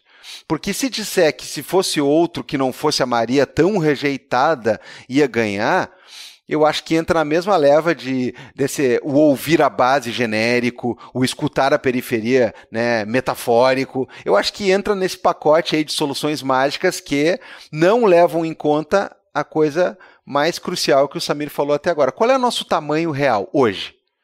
O nosso tamanho real hoje ganha eleições? Quase ganha? A minha questão sobre novos nomes, ela passa muito por organização partidária. Quais correntes internas de partidos têm controles e podem definir alguém? Quais são os acordos feitos com estas pessoas e com os mandatários que... E aí é muito difícil a gente fazer essas previsões e essas coisas. Por exemplo, a gente, quando vê o nome, né, posto, Maria do Rosário, quem foi? A gente tem que entender que também tem uns anos de organização ali interna e de disputa e que estão sendo postos. Lembro que em 20 a gente teve prévia no PSOL. Você votava entre Sami ou Boulos. E aí tem muito disso, da disputa interna, de como essa coisa se dá. E aí, para além, os apoios e mais. Essas pessoas vão sair dos cargos, não vão concorrer à vereança, para concorrer à prefeitura, vão perder uma vaga, no caso de São Paulo, se vereadores fossem, ou em Porto Alegre. Não, deputado, então o deputado consegue sair no meio do mandato, vai fazer recall. Mas ele vai fazer recall para quê? Ele vai se fortalecer? Ou ele vai fortalecer um projeto com mais gente? Quem são os vereadores que ele vai trazer? Então são questões que, a hora que a gente coloca para o público, parecem muito óbvias, que assim, tem que ser fulano. Que a gente tem que entender também que é muito sintonia fina de trabalho partidário. Por isso que eu falo, quer discutir partido, quer ajudar a decidir quem vai ser, quer se frustrar não mandando em bosta nenhuma e daqui a 2 anos tendo que engolir um candidato que você não quis, se filie ao partido. Acho que é o caminho de entender um pouco mais essa discussão e de estar um pouco mais presente. Não é muito, demora uns anos para você entender e estar dentro. Normalmente a gente só toma no rabo e entuba a decisão que você não gosta e não quer e fica frustrado, mas mesmo assim vai pra rua. Mas, via de regra, é isso, né? Parece uma decisão muito fácil não colocar a Maria do Rosário, mas aí a história é, para colocar outra pessoa, quais trabalhos devem ter sido feitos dentro do partido, que essa pessoa talvez não topou fazer, ou não conseguiu fazer, que apoios ela não teve, porque também tem a coisa, um partido muito grande, a ordem um pouco vem de cima. Quem a Glaze apoiou? Quem o Paulo Pimenta apoiou? Quem Lula apoiou? Quem o PMDB achou que seria mais interessante? E aí discutiu, falou, não dá pra... Porque tem umas coisas que a gente descobre que vem do nada, né? Vem da sombra uma coisa do... Não, o MDB ficou puto que a Janja fez um vídeo falando do Nunes. A equipe do Nunes, as pessoas têm falado dos absurdos que falaram sobre PT e sobre a esquerda e sobre... Não, tudo bem. Então, tem umas coisas assim, a gente vai tateando num cenário que é muito mais complexo e muito mais difícil. Só uma dúvida, assim, como é que ficou o interior do Rio Grande do Sul? A galera toda foi reeleita, porque eu vi, assim, cidades que tinham sido devastadas e que nem ia tentar reeleição. Não, teve muita coisa que entra nessa cota aí também, né? Da gente discutir quem é o menos petista, né, ou coisa parecida. A metade sul do estado do Rio Grande do Sul tem uma tradição muito grande de votar no PT, né, e a gente teve inclusive a questão de Pelotas, né, que é a cidade do governador Eduardo Leite. É uma cidade que eu achei muito esquisito o que aconteceu, né, o Eduardo Leite lá, contra um bolsonarista no segundo turno, o candidato do PT teve o apoio explícito do Leite, né, que falou lá, eu vou votar no PT. Né, ele usou essa expressão, né, e a gente teve a volta, mas é um político também tradicional. Aqui nós temos uma coisa que vai talvez até um pouco em contra do que a gente tem falado em relação a Porto Alegre. Um cara que já tinha figurado há muito tempo, né, que já vinha há muito tempo de uma trajetória, voltou como se fosse ele o fato novo depois de uma sucessão de governos tucanos, lá, principalmente do próprio Leite, né, na cidade, que fez a sua sucessora e assim foi. Então, assim, cara, tem de tudo, mas o fato de Porto Alegre basicamente garantir quase no primeiro turno a reeleição do cara que não soube lidar com uma inundação já é meio que o símbolo de tudo. O interior tem... É que assim, o que aconteceu aqui com as enchentes, principalmente, aconteceu em lugares muito específicos, né? Canoas, por exemplo, que também foi uma das cidades mais afetadas, mais devastadas, tem áreas de Canoas que não se recuperaram até agora. Canoas tinha um prefeito, que era o Jairo Jorge, que nos seus primeiros mandatos enquanto petista, ele revolucionou a cidade, no melhor sentido possível. Agora, ele, se eu não me engano, ele é Solidariedade agora. O último governo foi marcado por muita questão judicial, ele foi suspenso do cargo mais de uma vez, deu muita confusão, e além de tudo teve a enchente que para ele foi absolutamente negativa. Tanto é que entrou esse que todo mundo na semana passada viu, né, tirando dinheiro da cueca dentro do carro, né, e passando por outro. Esse é o cara que entrou, né? Aquele vereador fisiológico antigo que tá sempre lá dando a mamadinha, esse é o cara que conseguiu vencer um sujeito que era extremamente tarimbado, né, por governos anteriores na cidade. Por quê? Esse ano é merda, é confusão, é um mandato bastante problemático em termos de brigas judiciais e é enchente. Então, para ele, foi desastroso. Agora, para o Melo, o cara faz quase 60% na primeira, né? Quase leva, né? Não precisa nem segundo tempo. Vai entender, cara. Vai entender. Porque lá mais para o interior, a coisa ficou pautada por outros temas, né? Por outras questões, né? A gente teve alguns avanços aí, quando a gente menciona que o Brasil todo, o PL, por exemplo, né, e derivados tiveram algum crescimento. E aí, meus amigos, eu discordo um pouco das análises que foram feitas pelos jornalões, né? E os extremismos foram rejeitados. Cara, tu tá contando como se o Nunes fosse moderado, tu tá contando como se, né, esse partido aí do Kassab, eu até usei essa expressão esses dias, né, se fosse todo mundo que nem o Dudu Paes, né, que é o centrão ciranda, né, estaria muito bem, obrigado. Agora, tu falar que os extremismos foram rejeitados, cara, muitas eleições se decidiram na base do antipetismo. Ainda que não ganhasse o coronel do caralho, não sei o quê. Ganhou um MDB, um tucano ali, ganhou um PSD, coisa parecida. Mas, velho, esse cara soma com quem? Ele cola com quem? É meio evidente, né? Então, eu acho que esse interior aqui teve outro problema, né? Essa questão de enchente, eu não sei se consegue ser parâmetro, porque Canoas e Porto Alegre tiveram situações iconicamente distintas. Foi por aí. E eu olhei aqui o mapa, só fui puxar pela minha grande São Pedro do Sul, que elegeu um cara do PP, e o PP dominou o interior do estado, aí no Rio Grande do Sul. E aí você vê PP, MDB, PDT, assim, 160 municípios pro PP, 125 pro MDB. Mas, de novo, no cenário em que tem emenda rodando a todo, fake news é uma foda, é um cenário difícil de se segurar. É bem difícil de se segurar. E eu adoro essa ideia do extremista, né? Não, porque os extremos não ganharam. Cara, desculpa.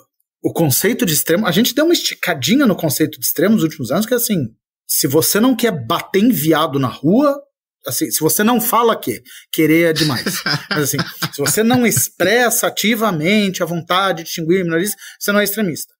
Então tá tudo bem. Você cortar a verba de programa de prevenção AIDS, não é extremista, está dentro do jogo, porque é administrativo, é corte de gastos. É a discussão do como a gente lida com o governo aqui, quer dizer, você faz uma operação de chacina no litoral e dá um verniz de que é uma operação policial e a coisa está tudo bem. É assustador. O que não é extremo é quando o Datena aparece no debate, né, Samir, que dele diz assim, imigrantes também são pessoas, essa é a minha política. Então, olha ali, moderado, né? Não, realmente, é por aí. Eu vou evitar criticar o Datena, porque assim, o homem que expressou o ódio na forma de cadeirada. Parece que faz anos, mas faz assim, mês, em que alguém fez o que tinha que ter feito. Meu Deus, horrível institucionalmente, meu Deus.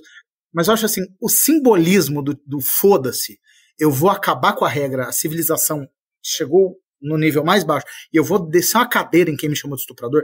Outra discussão que eu acho interessante a gente fazer, que é, junto da direita cirandeira, do Paes, e da esquerda fatalista, do tuiteiro que está sempre querendo voltar para a base, eu gosto muito da galera limpinha, que é, nossa, horrível o Datena ter dado uma cadeirada em alguém. Nossa, triste demais. Eu lembro quando o Boulos, há 4 anos, mandou o Adriles tomar no cu, acho, sem áudio na Jovem Pan. Vai tomar no cu. As pessoas horrorizadas. A Tabata falou palavrão neste... Eu lia comentários das pessoas. Nossa, pra que baixar o nível do debate? Ela falou merda. Gata, tem gente morrendo, vocês sabem disso. Assim, falar merda, falar que foda-se, falar que o nível do debate está uma bosta, é pouco. E aí eu falo, a gente não pode nada. Eu brinco muito sobre isso, que assim, a Tabata falar palavrão foi um horror. Teve gente que achou isso apelativo. O da cadeirada foi o fim do mundo. Aí, se alguém da direita faz isso, o cara ganha uma estátua pelos próprios. Tem um lance da gente se policiar muito, da gente esperar muito atitudes elevadas e grandes pensatas e grandes de todo mundo o tempo todo. Eu acho que isso é meio foda. É parte da brincadeira de que esquerdista não sabe fazer piada, né? Que a gente tem que pensar muito, a gente não ofende ninguém, a gente tenta. E aí a coisa meio que trava ali. E, bom, pra cacete, por um lado, mas por outro, assim, isso engessa os métodos de ganho de voto, simpatia, que é muito difícil. Samir, tu falou um negócio antes ali, eu queria puxar agora, que é exatamente essa questão, até eu realmente estava ouvindo a Natuza, né, que falou a respeito da questão das emendas PIX e como é que funciona, e tem muita gente que está trazendo isso aí, veja só, em 100 e poucas cidades, as emendas PIX fizeram diferença, elegeram 90 e poucos % dos candidatos e tal. Uma parte, eu acho que tu já meio falou a respeito, que é exatamente essa questão de que, bom, emenda PIX por emenda PIX, a esquerda também tem. A gente está usando mal isso aí, então, né? Porque como é que, principalmente o Centrão, né, tá conseguindo utilizar tão bem essa questão, e de outro lado, né, porque parece, quando tu vê o discurso do negócio, não, mas vejam bem, essas emendas PIX estão fazendo diferença, parece que a esquerda não tem, né, tá ali assim com o pratinho na mão, pedindo doação, e os caras estão cheios de dinheiro vindo pra cima. Mas eles têm muito mais gente, mas eles têm muito mais deputado, mas tem... Beleza. Mas não é como se também a esquerda não tivesse deputado, não tivesse direito a essa emenda, não tivesse nada disso aí. Essa é a primeira coisa. A segunda coisa é assim, Samir, do meu coração, eu tô de saco cheio de ver gente utilizando esse tipo de argumento, não é o que tu tá fazendo, mas eu tô de saco cheio, quero que tu fale sobre isso aí, dizer assim, já tá perdido o jogo, a direita faz isso aí, e a direita tem as emendas PIX, e aí a direita tá não sei o quê, e a direita era, que dá vontade de dizer assim, amigão, então assim, desiste, cara, vai viver tua vida. Vai pescar, vai fazer tuas coisas, porque você já tá perdido o jogo, eu não sei o que a gente tá fazendo. Porque vira o negócio, eu tenho um nome pra isso que eu vou te contar depois, pra não gerar polêmica, tá? Eu vou te contar depois qual é que é o nome que eu dei pra esse negócio, certo? Mas assim, Cara, o nome é fantástico, mas é do tipo de coisa que não pode ir pro ar. Não pode ir pro ar, tá? Não pode ir pro ar. Mas assim, eu tô cansado disso aí, sabe? Porque assim, a gente tem menos armas, tem menos possibilidade, a gente não vai fazer fake news, a gente não vai... Beleza, concordo plenamente, tudo certo. Mas assim, isso não significa que automaticamente somos perdedores, né? Nesse negócio que tu tá falando assim, não, mas perdemos, mas com o nosso nariz, né? A história vai dizer que eu sou bom. Foda-se a história, meu amigo, tá? Eu quero ganhar logo, né? Dentro dos limites que a gente tem coisa pra ser feito. Então assim, por favor, essas duas questões, Samir. Uma, por que a gente usa mal essas coisas, né? Pelo menos mal eleitoralmente falando. E segundo, é pra gente ficar só no choro de caramba, mas eles fazem todas essas coisas, então é óbvio que eles vão ganhar, está perdido, tudo está perdido, vida, céus, não vai dar certo. Bom, vamos lá. A minha questão com o uso de emendas e outras estratagemas e outras questões, eu vou falar um pouco de como a gente trabalha aqui no mandato. O envio de emendas, a gente tem as emendas impositivas e tem as voluntárias. Normalmente a gente trabalha com as impositivas porque é oposição, né? Então, o que a gente faz? A pauta da Andréia, do gabinete, é a pauta da pessoa com deficiência. Então, projetos, programas, vereadores, a gente recebe mais de 800 pedidos de emenda por ano. Se bobear bem mais, eu tenho tudo organizado numa planilha bonitinho. A gente pega aqueles que vão fazer mais impacto, são projetos que a gente conhece, de gente mais séria, que a gente vai conseguir atuar no território e mandar essas emendas. Que é a emenda? Vou ser bastante raso, porque também sou péssimo no didatismo. É um dinheiro do orçamento destinado diretamente para o deputado fazer trabalho nos territórios. Então, 1% do orçamento é dividido entre os deputados estaduais, aqui na Alesp, Assembleia Legislativa de São Paulo. O deputado pode destinar para onde ele quiser dentro do estado. Então, normalmente é para saúde, para educação. Então, é uma reforma de escola, a construção de uma quadra, recapeamento de rua, das ONG. Então, por exemplo, a gente manda para o Hospital do Câncer, a gente manda para a Beneficência Portuguesa, a gente manda para o Hospital de Bauru. Qual é a questão?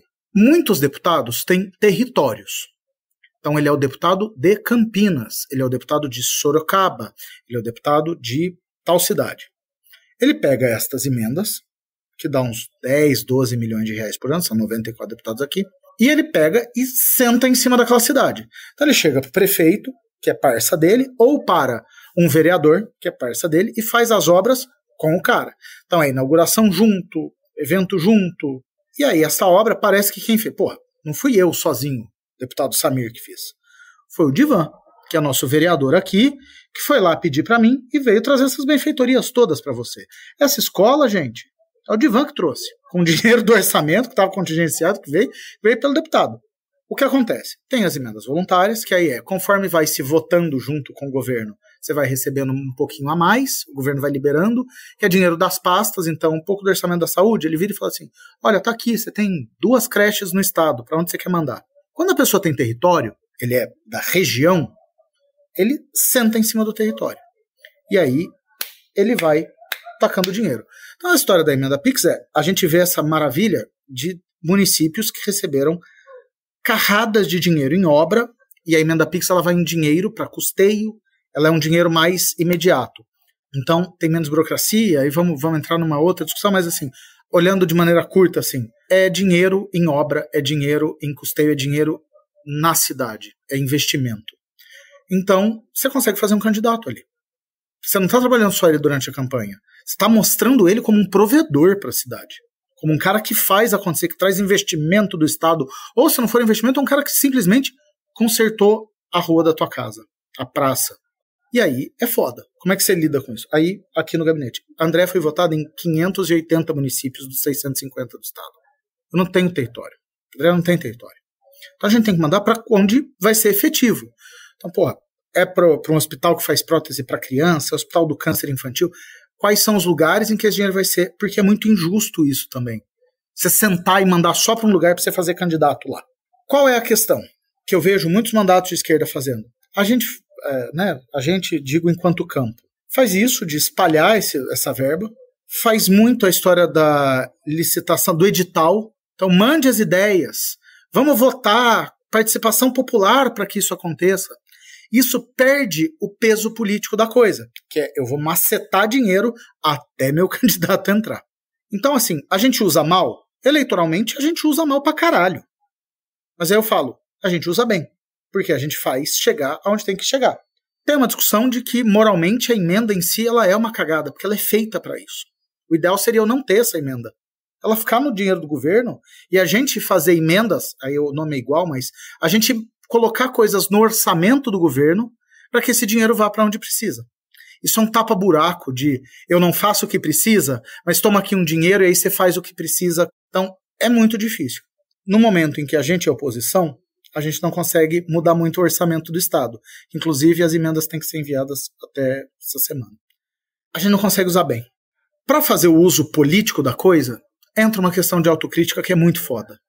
A gente fazer isso vai eleger mais gente. Mas você imagina, não tô falando para Globo News, não, para Folha, não tô falando para a Andresa fazer um post gigantesco no UOL de tipo, Guilherme Boulos manda emenda só para sua vizinhança. Mas internamente também. Porra, é muito foda eu receber um projeto sensacional de um pessoal da Unicamp e não poder financiar porque, putz, então, Unicamp, a gente tá mandando coisa só para Araçariguama, que é onde a Andréia resolveu fazer o reduto dela. Então tem um lance de como a gente usa. Aí, de novo, eu te separo. Politicamente é muito foda, porque estamos construindo uma base em lugares, estamos construindo territorialidade, abrindo lugares que, assim, a gente manda emenda para lugar que não tem governo de esquerda. Estou falando de Jacareí, que era um governo do PSDB, agora é um do PL, e, porra, a gente manda emenda para uns projetos bons. Agora tem um vereador nosso, PSB, que é bacana, atuante, mas para mim, tem um lance de a gente faz do jeito certo. Não é bom eleitoralmente. Então, esse é um conundrum, é uma sinuca, muito difícil. E pro derrotismo, para mim, é muito simples. Tá chateado, tá cansado, não gosta de política? Velho, tem muita coisa para assistir no YouTube, tem muito Netflix, bater um punhetão, vai se virar. Para quem não tá na vibe derrotista, tem muito trabalho. Tem muito trabalho a ser feito, e aí eu discuto muito a questão do o trabalho de base. Vamos, né? Só lembrei a história do identitarismo. É uma desculpinha bem foda para falar que não quer falar de grupo minorizado. A pauta identitarista, tipo, tem coisa que distancia? Tem coisa que distancia. Mas assim, para quem quer não votar na esquerda, para quem quer ter raiva de viado, trans, preto, mulher, pessoa com deficiência, autista, quem se acha usurpado de direito, qualquer prego martelado em cima. Então, se é mais ou menos identitarismo, gato, o navio já zarpou. As pessoas já odeiam a gente. Já não gostam. Então, não acho um grande problema, não. Porque na última semana a professora no Maranhão mostrou a bunda no negócio. Nem vi o vídeo, mas assim, é um grande carnaval. Quem não vai votar na gente já não vai votar mesmo. É muito marginal a perda que a gente tem dessas coisas. É foda, puta, é desgastante, tem que se defender, mas assim, é muita desculpa também pra achar o problema. Porque eu falo como um homem gay, por mais que seja branco, sudestino, de classe média alta, assim, é muito foda você ver uma população que é vitimizada e revitimizada o tempo inteiro, que é a população trans, a população das pessoas com deficiência, a população preta, e aí você falar, diminui o tom, não fala muito de militância preta, vamos falar de outra coisa, quando é uma pauta que é transversal a tudo. Vamos lá discutir. São 3 homens brancos cis discutindo aqui a 1h10. Uhum. Cara, falta espaço, falta tudo. A gente precisa começar a impor esses limites. O derrotismo, cara, não cabe. Não dá. Vai militar, vai para uma ONG que você acredita no trabalho, não pensa só na política partidária também. Pensa em como você está mudando o teu cenário. E pensa, isso eu falei em 2018, lá, Cassandra, desgraçado. Pense no seu cuzão arrogante que aparece de 4 em 4 anos falando, nossa, você é a favor de armas. Seremos resistência, seremos afronte. Não é só de 4 em 4 anos. Ninguém vai te respeitar se você fizer isso. Como ninguém respeita político que só aparece no território de 4 em 4 anos. Quando a gente roda o interior, André tem feito muito evento, muita coisa, a gente vai muito pro interior, e São Paulo é um estado grande, com muito município. Uma coisa que eu ouço muito foda, que é assim, cara, vocês ouvem a gente, a Andréa dá satisfação, toda sexta-feira tem o resumo da semana no Instagram dela e nas redes sociais. O que foi feito durante o trabalho do gabinete? Cara, vai se aproximar das pessoas, para que quando você for pedir voto, você não seja um estranho com um adesivo no peito. Vai ganhar respeito na tua área, dos teus colegas, vai disputar alguma coisa. Eu odeio disputa, não seria eleito para presidente de classe. Mas assim, eu ajudo a construir, ajudei a fazer a Andréia, né, que aí eu sou um braço do trabalho da Andréia. Fomos construir o programa de governo da Tabata, que era do nosso partido, que se pôs candidato, e como é que a gente constrói esse plano de governo? Vamos participar.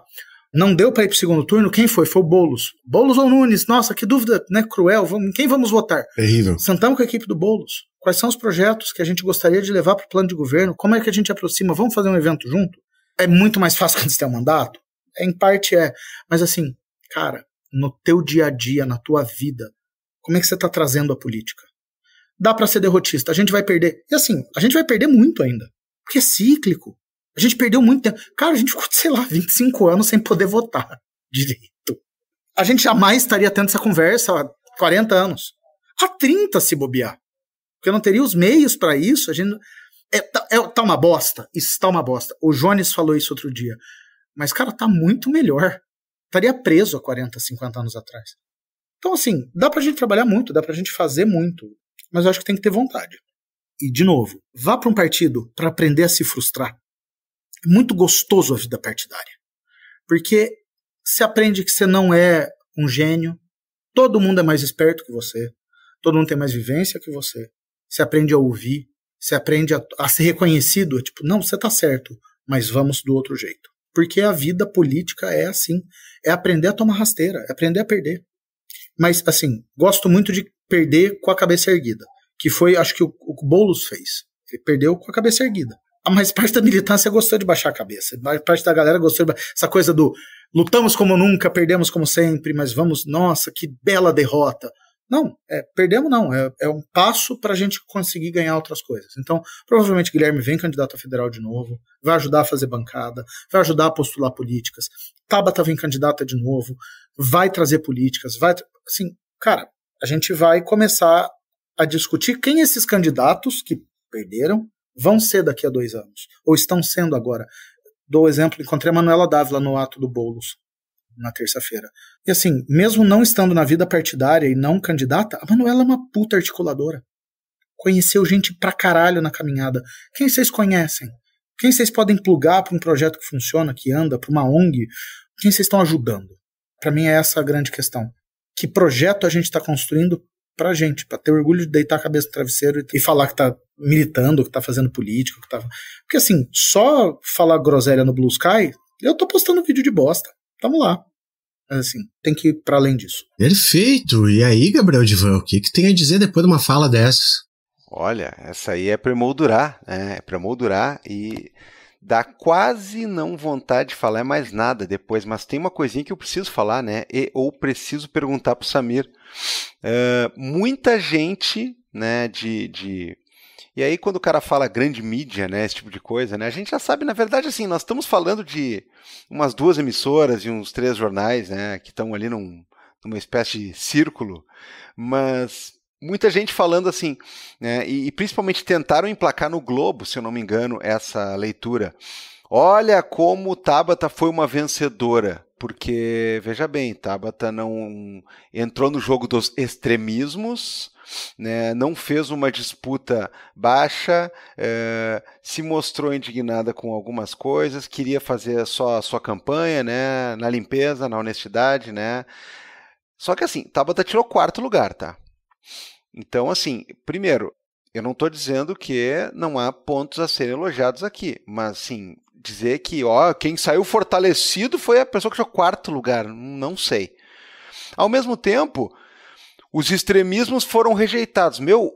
Marçal quase foi para o 2º turno. Houve um empate técnico entre 3 pessoas. Então, assim, me parece que os extremismos, né, e principalmente um certo tipo de extremismo, mostrou garras muito perigosas e que pode vencer. Eu não tenho dúvida que o Marçal foi algum tipo de vitorioso, porque para ele tanto faz, cara. Eu tenho muitas dúvidas se ele queria. Ele queria ser prefeito, esse cara, ou queria aparecer mais ainda? Porque dentro de um certo contexto, o cara foi o vencedor, né? Sim. Sob uma certa análise. E acho que assim, ele é o cara que vai conseguir capitalizar isso porque ele vai fazer virar dinheiro, porque visibilidade para esse tipo de cara é dinheiro. Eu analiso uma vitória, aí de novo tô sendo, se bobear, partidário no maior sentido da palavra, é uma vitória de awareness da Tabata, né? A Tabata sai mais conhecida do que entrou, e acho que tem uma questão que é muito forte, que é, ela foi a primeira a bater no Marçal porque ela foi a primeira a apanhar do Marçal. Ele foi muito covarde na questão com o pai dela, e aí ela reage, e ela começa a reagir de maneira sem ressalva, sem medo, porque tinha uma questão que ninguém sabia como reagir ao Marçal.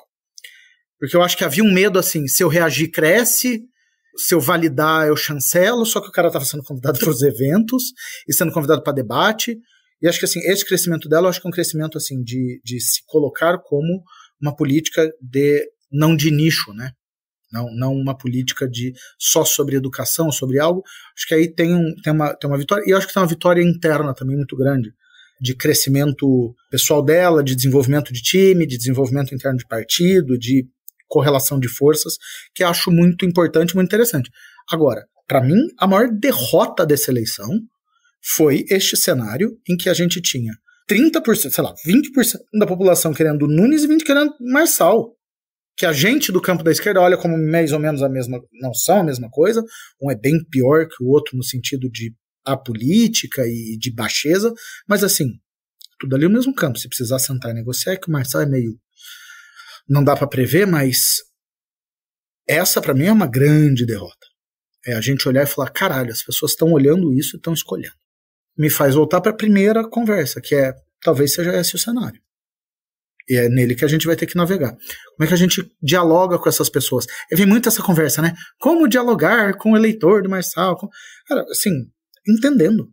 É convivendo. Esse ódio da política é muito do não conhecer, do não conviver, de ser uma coisa distante. Eu acho a abstenção, vamos falar de abstenção? Agora a abstenção da história é porque ninguém se importa o suficiente para sair de casa para votar, porque não vai fazer diferença. Se eu votar no Boulos, se eu votar no Nunes, se eu votar no Marçal, se eu votar no Casa do Caralho, não vai fazer diferença. O ônibus vai estar uma bosta, o dinheiro não vem, o governo não sei o quê. E aí tem uma questão da derrota da política em si, que é o cara olha pro governo federal e pro estadual e tanto fez como tanto faz. A derrota para mim, a grande derrota nossa é essa. Não conseguimos mobilizar pessoas que não quiseram votar em ninguém. Virar voto para mim eu não queria discutir com o eleitor do Nunes. Votar no Nunes, tá bom, vai, beijo, tchau, vota, foda. Eu discuti muito com amigos, com conhecidos que não queriam votar. Não foram votar. Foram viajar. Uma porra de um pacote para Recife que saiu barato nesse fim de semana de São Paulo, juro por Deus. Umas 6 pessoas foram. No meu feed do Instagram. Umas 6 pessoas em Recife. Para mim tem muito disso. A gente tem que dialogar com o cara que tá desamparado. Esse é um cara que a gente precisa conversar. Cara, não tá bom o suficiente para você não querer votar? Então vem cá. Tem uma alternativa aqui. Mas virar voto, essa coisa bonitinha, sentar com um bolo e café, tanto que a gente, felizmente, não teve muito disso nessa eleição. Para mim, a derrota foi principalmente para a abstenção. A gente não teve muito disso porque isso, em grande parte, foi a campanha oficial, né? É o bolinho, olha o Boulos, bolinho, Boulos. Também acho que tem muito do envolvimento de agência nisso daí, sabe? A primeira campanha do Boulos não tinha dinheiro, era muito mais militância e gente de interna fazendo. Não sei como foi, não estava próximo, mas eu acho que a gente pode conversar muito. Eu gostaria muito que a gente tivesse um mercado editorial igual ao americano. A gente já teria uns 3 livros sobre essa campanha eleitoral no forno, com bastidores, porque aquilo, né? A cada 3 meses sai uma...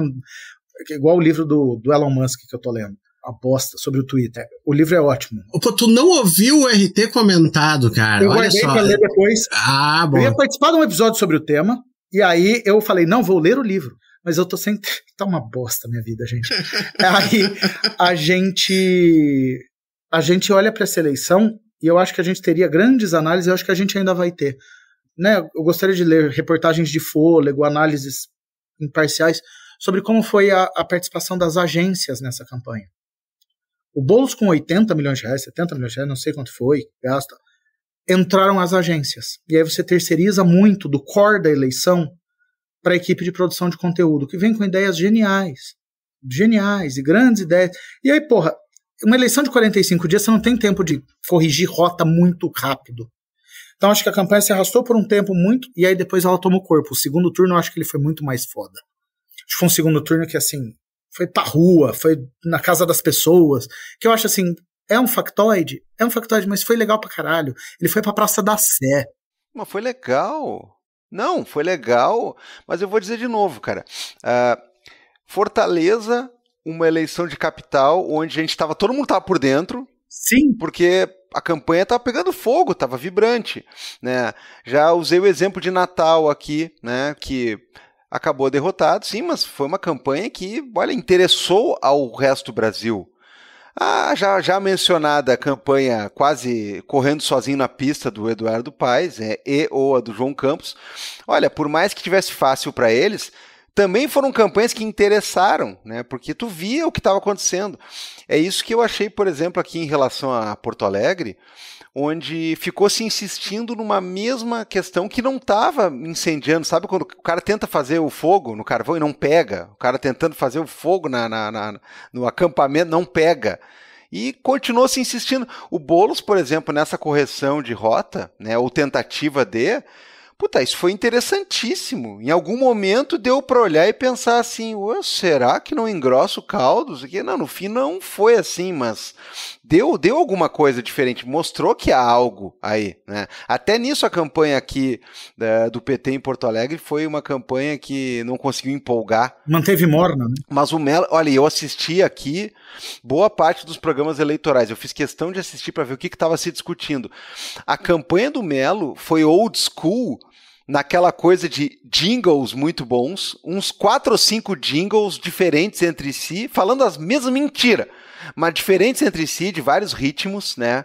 Dando umas alfinetadas na Maria. Bom, eu estava falando domingo, né, da eleição, o Melo fez um dos jingles que era uma coisa típica do PT antigo, assim, o nível da cutucada, assim, que era um bagulho que o Melo tá na periferia e a Maria nem suja o All-Star, aí apareciam uns pezinhos com o All-Star caminhando, assim, porra, e teve o golpe de misericórdia, foi quando apareceu um casal de jovens, assim, né?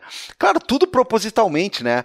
São jovens, é um rapaz negro, uma menina branca, os dois caminhando no Parque da Redenção, que é e sempre será um reduto do PT em Porto Alegre, dizendo assim, olha, o Melo tá aqui, faz pela gente e vai continuar fazendo. A Maria nem sequer mora em Porto Alegre, ela mora em Brasília, mas vamos aproveitar que ela tá aqui essa semana para mostrar para ela o que tem sido feito. Cara, eu olhei e digo assim, velho, isso é uma campanha vencedora, cara. É uma campanha vencedora no nível old school, assim, ó, muita grana, muito espaço publicitário, ideias meio antiquadas, mas que ainda batem o martelo no lugar certo, dão resultado, cara. Então não vibrou. O PT tem, e a esquerda no geral tem essa coisa de ter tradicionalmente uma coisa vibrante, que não teve. Nem isso, sabe? Eu não tô dizendo que isso ganharia, né? Eu estaria me contradizendo aqui, mas não teve, cara. É meio complicado, né? Isso me lembrou outra coisa, que é essa história que a gente tem de botar as redes como um grande salvador da pátria. Pois é. Quando eu acho que é importantíssimo, a campanha da Andréia foi basicamente da rede pra rua, não o contrário, mas é isso, tem que ter a rua. Não adianta tu fazer uma campanha com uma presença virtual maravilhosa, uma coisa, e você não empolgar na TV, no rádio, tem que ser multimeio o tempo inteiro. Mas acho interessante você falar a questão da empolgação, porque ela também gera a segunda parte da coisa que eu falo, que é a história de trazer gente para perto. Uma campanha que empolga, ela termina num upbeat, né? Ela termina num crescendo, e aí eu consigo trazer esse cara para continuar na política estudantil, na política com o vereador, no engajamento. Ele passa a conhecer melhor essas. Eu vejo, o Boulos estava andando com vereadores que já tinham sido eleitos no segundo turno, e levando vereadores para ONG, para visita em bairros que os vereadores não estavam, estava aproximando. Eu fui em 1 ou 2 eventos em que tinha um vereador que estava com ele, já trocando cartão com o presidente de ONG, com liderança local, porque a coisa a gente precisa estar aqui, a gente vai. Então tem um senso de continuidade que eu acho que uma campanha mais para fora e mais upbeat dá, assim. E acho interessante a gente só lembrar uma coisa, que é, quando eu falo, não é a principal coisa, não é para abandonar, mas eu acho que a gente tem que ter uma noção de que a política é no território de fato, na vida real. Computador desligado, tem que virar vídeo para WhatsApp? Tem, faço isso o dia inteiro. Mas se você não está fazendo nada concreto, você não tem o que mostrar no virtual. O virtual também é realidade hoje em dia, então a presença... Cara, a Erika Hilton é um puta fenômeno. Mas assim, a Erika também está fazendo carradas de propostas de lei, entrando na justiça contra a questão. A Dinha Rodo é uma equipe que trabalha. Por quê? Você tem que ter esses dois momentos. A nossa equipe é uma coisa assim, muito atendimento, muito telefone, é muito WhatsApp para contato com as pessoas, e não tanto para fazer meme. Eu acho isso importantíssimo, assim, como isso vira contato, e contato real. Só para encerrar, assim, uma métrica de sucesso que eu usei na nossa campanha, a vida inteira. Que as pessoas falam, quais os OKRs, quais as porra das métricas de sucesso de vocês? E uma métrica de sucesso que eu usava quando eu ainda era um dos administradores do Instagram e do WhatsApp, do Twitter da Andréia, agora é a equipe de comunicação, era quantas pessoas contavam uma história pra gente, puxavam um assunto. Porque uma coisa é a pessoa falar, me manda um panfleto. Outra coisa é a pessoa falar assim, meu filho não pode ir pra escola há 2 meses porque a prefeitura tem proibido ele de... Isso é uma puta métrica. Essa pessoa se abriu com a Andréia. Isso é uma pessoa real falando com um candidato, um político real. Eu tirei essa pessoa do virtual, ela não é mais um número do Zap. Ela abriu uma brecha para eu entrar na vida dela e contar a história dela. Eu acho que o virtual tem que ser muito meio da gente atingir o real das pessoas. E aí não adianta eu ter 10 mil RTs numa piadinha sobre o Nunes. Não adianta. Eu preciso que 3 pessoas deixem de votar nele porque acreditaram no que eu falei. E isso não vai acontecer no Blue Sky. Isso não vai acontecer no meu Instagram, porque minha bolha já é progressista. Isso vai acontecer lá em casa. Quando, sei lá, minha cunhada empresária for falar que vai votar no Marçal porque ele tem um plano para empresários e eu mostrar que o Boulos tem um plano para empresários. No Boulos, no caso, no segundo turno, ela vai votar no Nunes. E eu não, venha cá. Quando as pessoas vierem te procurar como você, como uma referência sobre política. E isso só vai acontecer se elas te respeitarem. Elas não te acharem um chato do caralho. É meio difícil comigo, mas... Deve ser muito. Gabriel Divan, acho que podemos passar para as nossas dicas culturais, meu caro. Podemos passar para o momento do vira-casaca, assim, que as coisas acabam em pizza, né? No melhor contexto possível. Aliás, a gente vai lutar por várias coisas, Felipe Abal. E nós vamos lutar também para reconquistar a narrativa sobre a questão do pizza e do acabar em pizza, né? Várias coisas caíram, né, num lado meio obscuro da coisa, né? Capivara, por exemplo. Capivara não é uma folha corrida, capivara é um bichinho fofo, né? E acabar em pizza significa que, principalmente na sua casa, você pode reunir os amigos, os chatos, os craqueiros, os tuiteiros, seja lá onde estiverem, e podem falar sobre coisas modorrentas comendo uma pizza de gabarito, porque essa é a tarefa do artesão, pizzas para você assar em casa. Você come pizza aquela assim, ó, tipo de restaurante, né? Não é essas pizza pronta aí, que é qualquer coisa aí. Não, é pizza tipo de gabarito, mas você termina ela em casa, porque pizza boa não é para ficar passeando de moto, né? Pronta, quente pela cidade. O artesão tem uma série de outras coisas também, outros produtos, tem até café, tem... O pessoal implica que eu falo geleia, o pessoal confunde geleia, doce, pizza doce, geleia salgada. Olha, tem de tudo, eu garanto para você. Tem doce de leite, tem geleia salgada, tem um monte de coisa. E principalmente, o artesão tem redes sociais para você olhar para as fotos aí e ficar estremecido, estremecida, né? Você fica louco ou louque de vontade para querer, mas infelizmente a gente tem que dar essa notícia. É só para quem está em Porto Alegre, região metropolitana ou Criciúma. O artesão vai subindo, hein? Vai lentamente, né? Passos muito calculados, vai subindo. Então, se você disser essa semana, ó, eu quero pelo WhatsApp, eu quero pelo telefone, porque eu escutei e anotei os conselhos de Samir. E aí? E aí você não paga a teleentrega. Quem vai pagar sou eu mesmo. Essa semana sou eu, Gabriel, eu que pago a teleentrega. Eu só quero saber se a próxima vez que eu for a Porto Alegre, quem vai me hospedar para eu comer uma pizza deles, porque esquentar no hotel é uma merda. Aí é o seguinte, cara, tu vai ficar lá em casa e aí tu vai ligar pra lá e vai dizer assim, ó, eu não escutei o Samir, eu sou o Samir. Na última vez eu tive que comer com pontinho, né? Aí meio difícil, porque a gente não comia, a gente só falava. Ah, bom, mas eu tô ansioso, a próxima ida a Porto Alegre eu vou ter que ficar hospedado na casa de alguém, ou vocês me convidem pra jantar com uma pizza do artesão. Maravilha. Tá aí o recado, o convidado faz o merchan junto.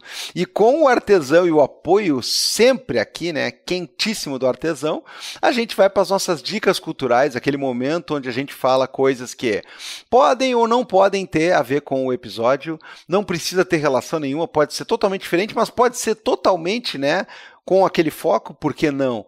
São dicas de livros, filmes, peças, né, lugares para você sentar e ficar sozinho, né? Qualquer coisa que o valha aí, que ajude o pessoal a passar um tempinho e agregar alguma coisa. Felipe, o que você tem de dica cultural essa semana? Eu vou fazer um convite para a nossa audiência, na verdade, porque assim, ó, eu comecei a ler, eu li a primeira parte, hoje pretendo ler a segunda e amanhã a terceira parte do livro The Message, do Ta-Nehisi Coates. Que, na verdade, eu peguei, assim, o nome lá no Blue Sky, tu vê, a gente aprende coisas boas também, lá o nosso amigo Noam Chomsky botou, assim, que tava vendo as entrevistas e tal, eu acabei vendo uma entrevista dele, gostei muito e fui atrás desse livro para ler. E eu li essa primeira parte, que é exatamente que ele, né, que é um escritor negro dos Estados Unidos, ele foi meio que em busca de raízes pro Senegal. E ele fala exatamente desse choque que ele teve chegando lá, de quando que ele conseguiu ter exatamente uma noção do que estava acontecendo, de algumas diferenças. Muito bem escrito, muito legal. E por que eu digo que é um convite, Gabriel? Porque não saiu ainda traduzido para o português esse livro, então eu quero terminar o The Message e vou começar o Entre o Mundo e Eu. Então, quem quiser vir comigo para ler o Entre o Mundo e Eu dele, porque eu gostei tanto da leitura que eu já vou engatar o segundo do mesmo autor, tá convidado. Então, eu vou botar ali como dica, na verdade, o Entre o Mundo e Eu, mas também quem quiser ali pegar o The Message, já recomendo pra galera. Olha aí, cara, acho que nunca teve dica assim, né? De livro com convite, com vamos ler aí todo mundo, né? Olha... Clube de leitura do Vira Casacas. Clubinho do Abal. Natal do Abal. Pronto. Clubinho do Abal. Não. Não, para isso aí. Não, parou. Isso aí, tá confirmado. Bom, minha gente, eu assisti um filme que eu queria tanto ter gostado dele, assim, mas tanto, eu tava torcendo pro filme, sabe? Eu tava na arquibancada do filme, assim, eu gostaria muito de dizer que eu achei a coisa mais genial do mundo, assim, mas eu achei, assim, tão assim, qualquer coisinha.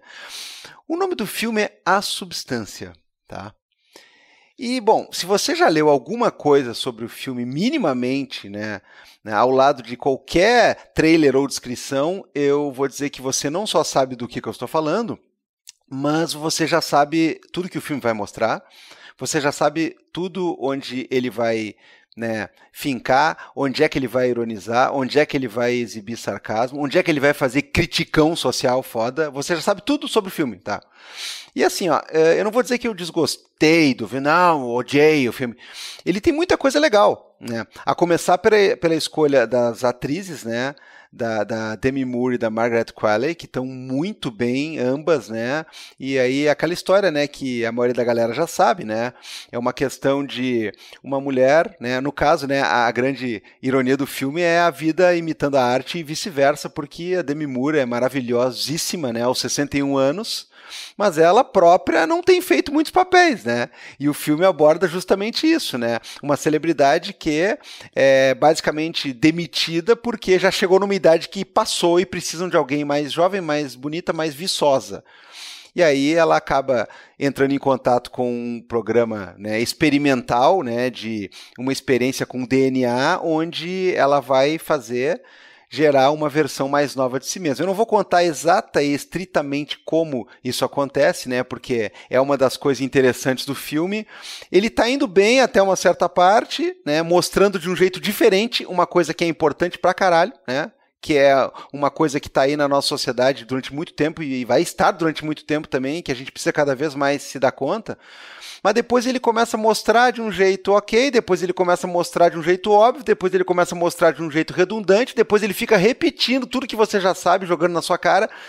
Olha, o filme tem algumas escolhas estéticas muito boas, mas ele tem uma coisa que me incomodou, duas na verdade.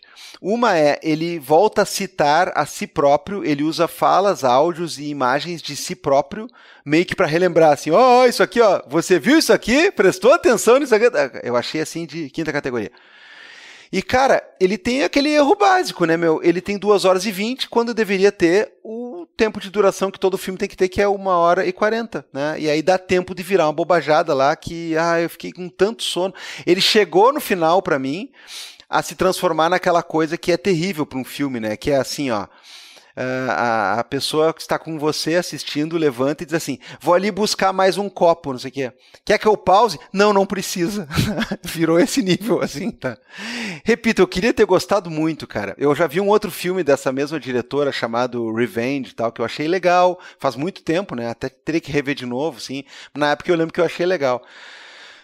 Esse aí teve aquela coisa, foi aplaudido por 28 minutos ininterruptos, tá, assim, ó, assistam, tá, mas assim, na boa, eu não achei nada demais. Muito bem, então faço eu aqui o jogo, né, de passar para o Samir, a bola ali. Samir, o que tu achou da Substância? Eu não vi. Não viu ainda. Né, gente? Trabalho. Claro. Servidor público, exemplar. Não, pior que eu não vi ainda, não foi ao cinema. Eu vou indicar um canal no YouTube. É de nicho. Samir gosta de ver bosta. Samir gosta de carro velho. É o canal Carro de Review. é um moleque que faz review de carro. Ele pega carro dos amigos, de seguidor, chama carro de review. Só que é o seguinte, o texto deste filho da puta é uma das melhores coisas que eu já vi no YouTube em muito tempo. Tem um vídeo dele sobre o Vectra, sobre o Santana, que é uma obra de arte. Tem um sobre o Corolla, porque ele pega o seguinte, ele vai numa vibe de explicar o que o carro significa pra ele. Ou no ethos. É maravilhoso. E aí, ele explicando o que era o Versalhes, ou a Auto Latina, é assim, e é um moleque, você vê pela voz. Eu nunca vi a cara dele, sou apaixonado por ele. É assim, é genial. É genial. Ele explica, com base, sei lá, no Gol 1000, como foi viver sob o governo Collor. E eu aposto que ele não era vivo no governo Collor. É maravilhoso, porque ele usa o carro, acho que é um do Vectra, em que ele fala da relação dele com o pai dele. E de como isso passa pelo carro. Eu consigo mandar o link de uns 2, 3 dos meus preferidos, mas assim, o canal desse moleque pega, e ele gosta de carro estranho, igual eu. Ele pega o Tempra, um Tempra fudido, e ele faz uma parábola sobre como é gostar de um negócio que não é tão perfeito. Tipo o amor de sua vida, não é perfeito, mas ele é bom. As pessoas vão ver defeito, vão olhar e falar, pô, esse carro tá feio, é ruim, mas você é bom, você gosta. E assim, a análise política dele sobre alguns carros é sensacional, principalmente quando ele pega a questão da Auto Latina, tem um episódio sobre a Auto Latina. É sensacional, um negócio maravilhoso. Carro de review, ele tinha, não sei, acho que ele tinha Twitter também, mas não sei, mas assim, o canal do YouTube é sensacional. Eu revejo vídeos dele depois de um tempo. É maravilhoso. E cada vez carros mais estranhos. É ótimo. É um negócio assim maravilhoso. Não é despolitizante no nível que eu gostaria, mas é interessantíssimo, assim, foge um pouco do básico. E eu vou dar outra dica que eu gostaria muito, que é assim, acompanhem seus deputados estaduais. Sigam deputados estaduais do campo progressista, de esquerda, aqui em São Paulo, além da Andrea, que eu já vou fazer o disclaimer, sigam a Andrea Werner, entrem no site, se você tiver alguma denúncia, alguma coisa, andreawerner.com.br, a gente tem um formulário pronto, você abre o site, tem um formulário para denúncia, pedido, reclamação, que você para o time poder ajudar, para fazer. A gente manda ofício para a prefeitura a semana inteira, o dia inteiro, cobrando coisa. Se a gente não puder ajudar, a gente fala, olha, isso daí não é da nossa alçada, beijo. Mas faça isso com vários deputados, não faça só com quem você votou. Aqui em São Paulo tem a Tainara Faria, uma liderança foda. Vocês deviam conversar com a Tainara, inclusive passo contato depois. O Guilherme Cortez, exemplo de mandatário que, assim, votações que provavelmente crescerão nas próximas, porque é gente nova, é gente que está vindo com gás e que representa. A Tainara é assim, eu olho ela falando e falo, puta que pariu, que bom que é amiga da Andrea, que dá orgulho de andar junto, sabe? Gente que você olha e fala, caralho, essa gente que eu quero tá junto no recreio. E a gente tá, eventualmente, a gente toma café junto e tal.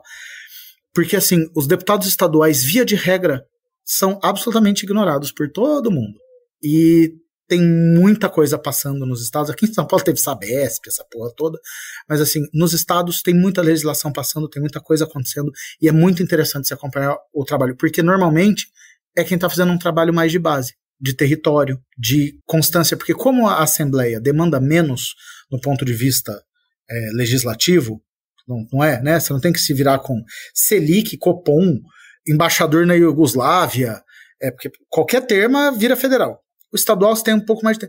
Cara, território é gente boa que está trabalhando para um caralho. Acompanhe seus deputados, acompanhe a Andrea, essa é a minha grande dica cultural. Muito bom. Cara, eu ia dizer que libanês sabe vender coisa, né, meu? Pra eu me interessar automaticamente por YouTube de carro, é um milagre. Eu vou mandar o vídeo certo. Você vai ver. É sobre o Santa Matilde e o governo do Brizola no Rio de Janeiro. Eu vou selecionar 3 e eu vou pôr no ponto. O texto deste filho da puta é irritante de bom. Perfeito. Fiquei curiosíssimo com isso aí, cara. Agora eu vou ver mesmo, verdade. Samir, mais uma vez, meu querido, muito obrigado por ter topado. Tirou um tempo para vir aqui conversar com a gente. Muito foda, como sempre. Temos muito o que pensar e vai voltar de novo. Obrigado mesmo. Eu amo estar aqui, vocês sabem, eu gosto de vocês.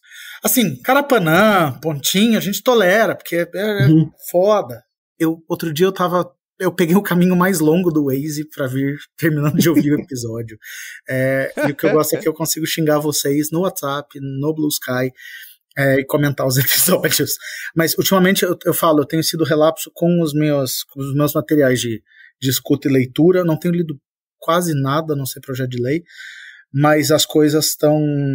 Eu acho que estão andando para vocês de um jeito que, pra gente que é leitor e ouvinte, porque eu falo leitor porque eu leio vocês nas redes sociais aguerridamente. É muito recompensador, assim, é do caralho ver que o projeto tá crescendo, se sustentando, já vai pra quantos anos? Vai pra 8? Eu ia falar 7. Cara, eu toco a newsletter há 5 anos com meu sócio, e eu sei a bosta que é. E a gente faz texto, que é muito menos trabalhoso, que exige muito menos, não demanda convidado. Eu morro de orgulho de falar assim, que eu conheço vocês, eu vendo vocês pra todo lugar, falo, gente, vai vir a casacas, olha aqui. Obviamente eu uso as minhas participações pra isso. Gente, ouçam eles, olha aqui eu. Mas assim, minha avó ouve vocês. E eu acho que assim, tem questões que a gente precisa discutir. O último episódio não do RT comentado, mas o das HQs. Porra, é muito interessante. Eu acho que é o caminho para a produção de conteúdo que a gente precisa e merece. Tenho um orgulho de vocês mesmo. Obrigado, Samir. Aqui, ó, um salve depois do episódio pra avó do Samir, então, aqui, cara. Pô. Tá louco. Pode mandar um beijo pra ela aí. Beijo pra dona Rita, minha avó. Ela é muito coruja, então com certeza ela vai ouvir até o final. A das poucas que a gente vai conseguir reter até o final vai ser vovó. Então, beijo, dona Rita. Beijo, dona Rita. Olha, depois desse elogio, Felipe, só tenho a dizer que nós somos homens inocentes, cara. Homens normais, só isso aí. Vamos dar um tchau pro pessoal. Tchau, galera. Tchau, pessoal. Até a semana que vem.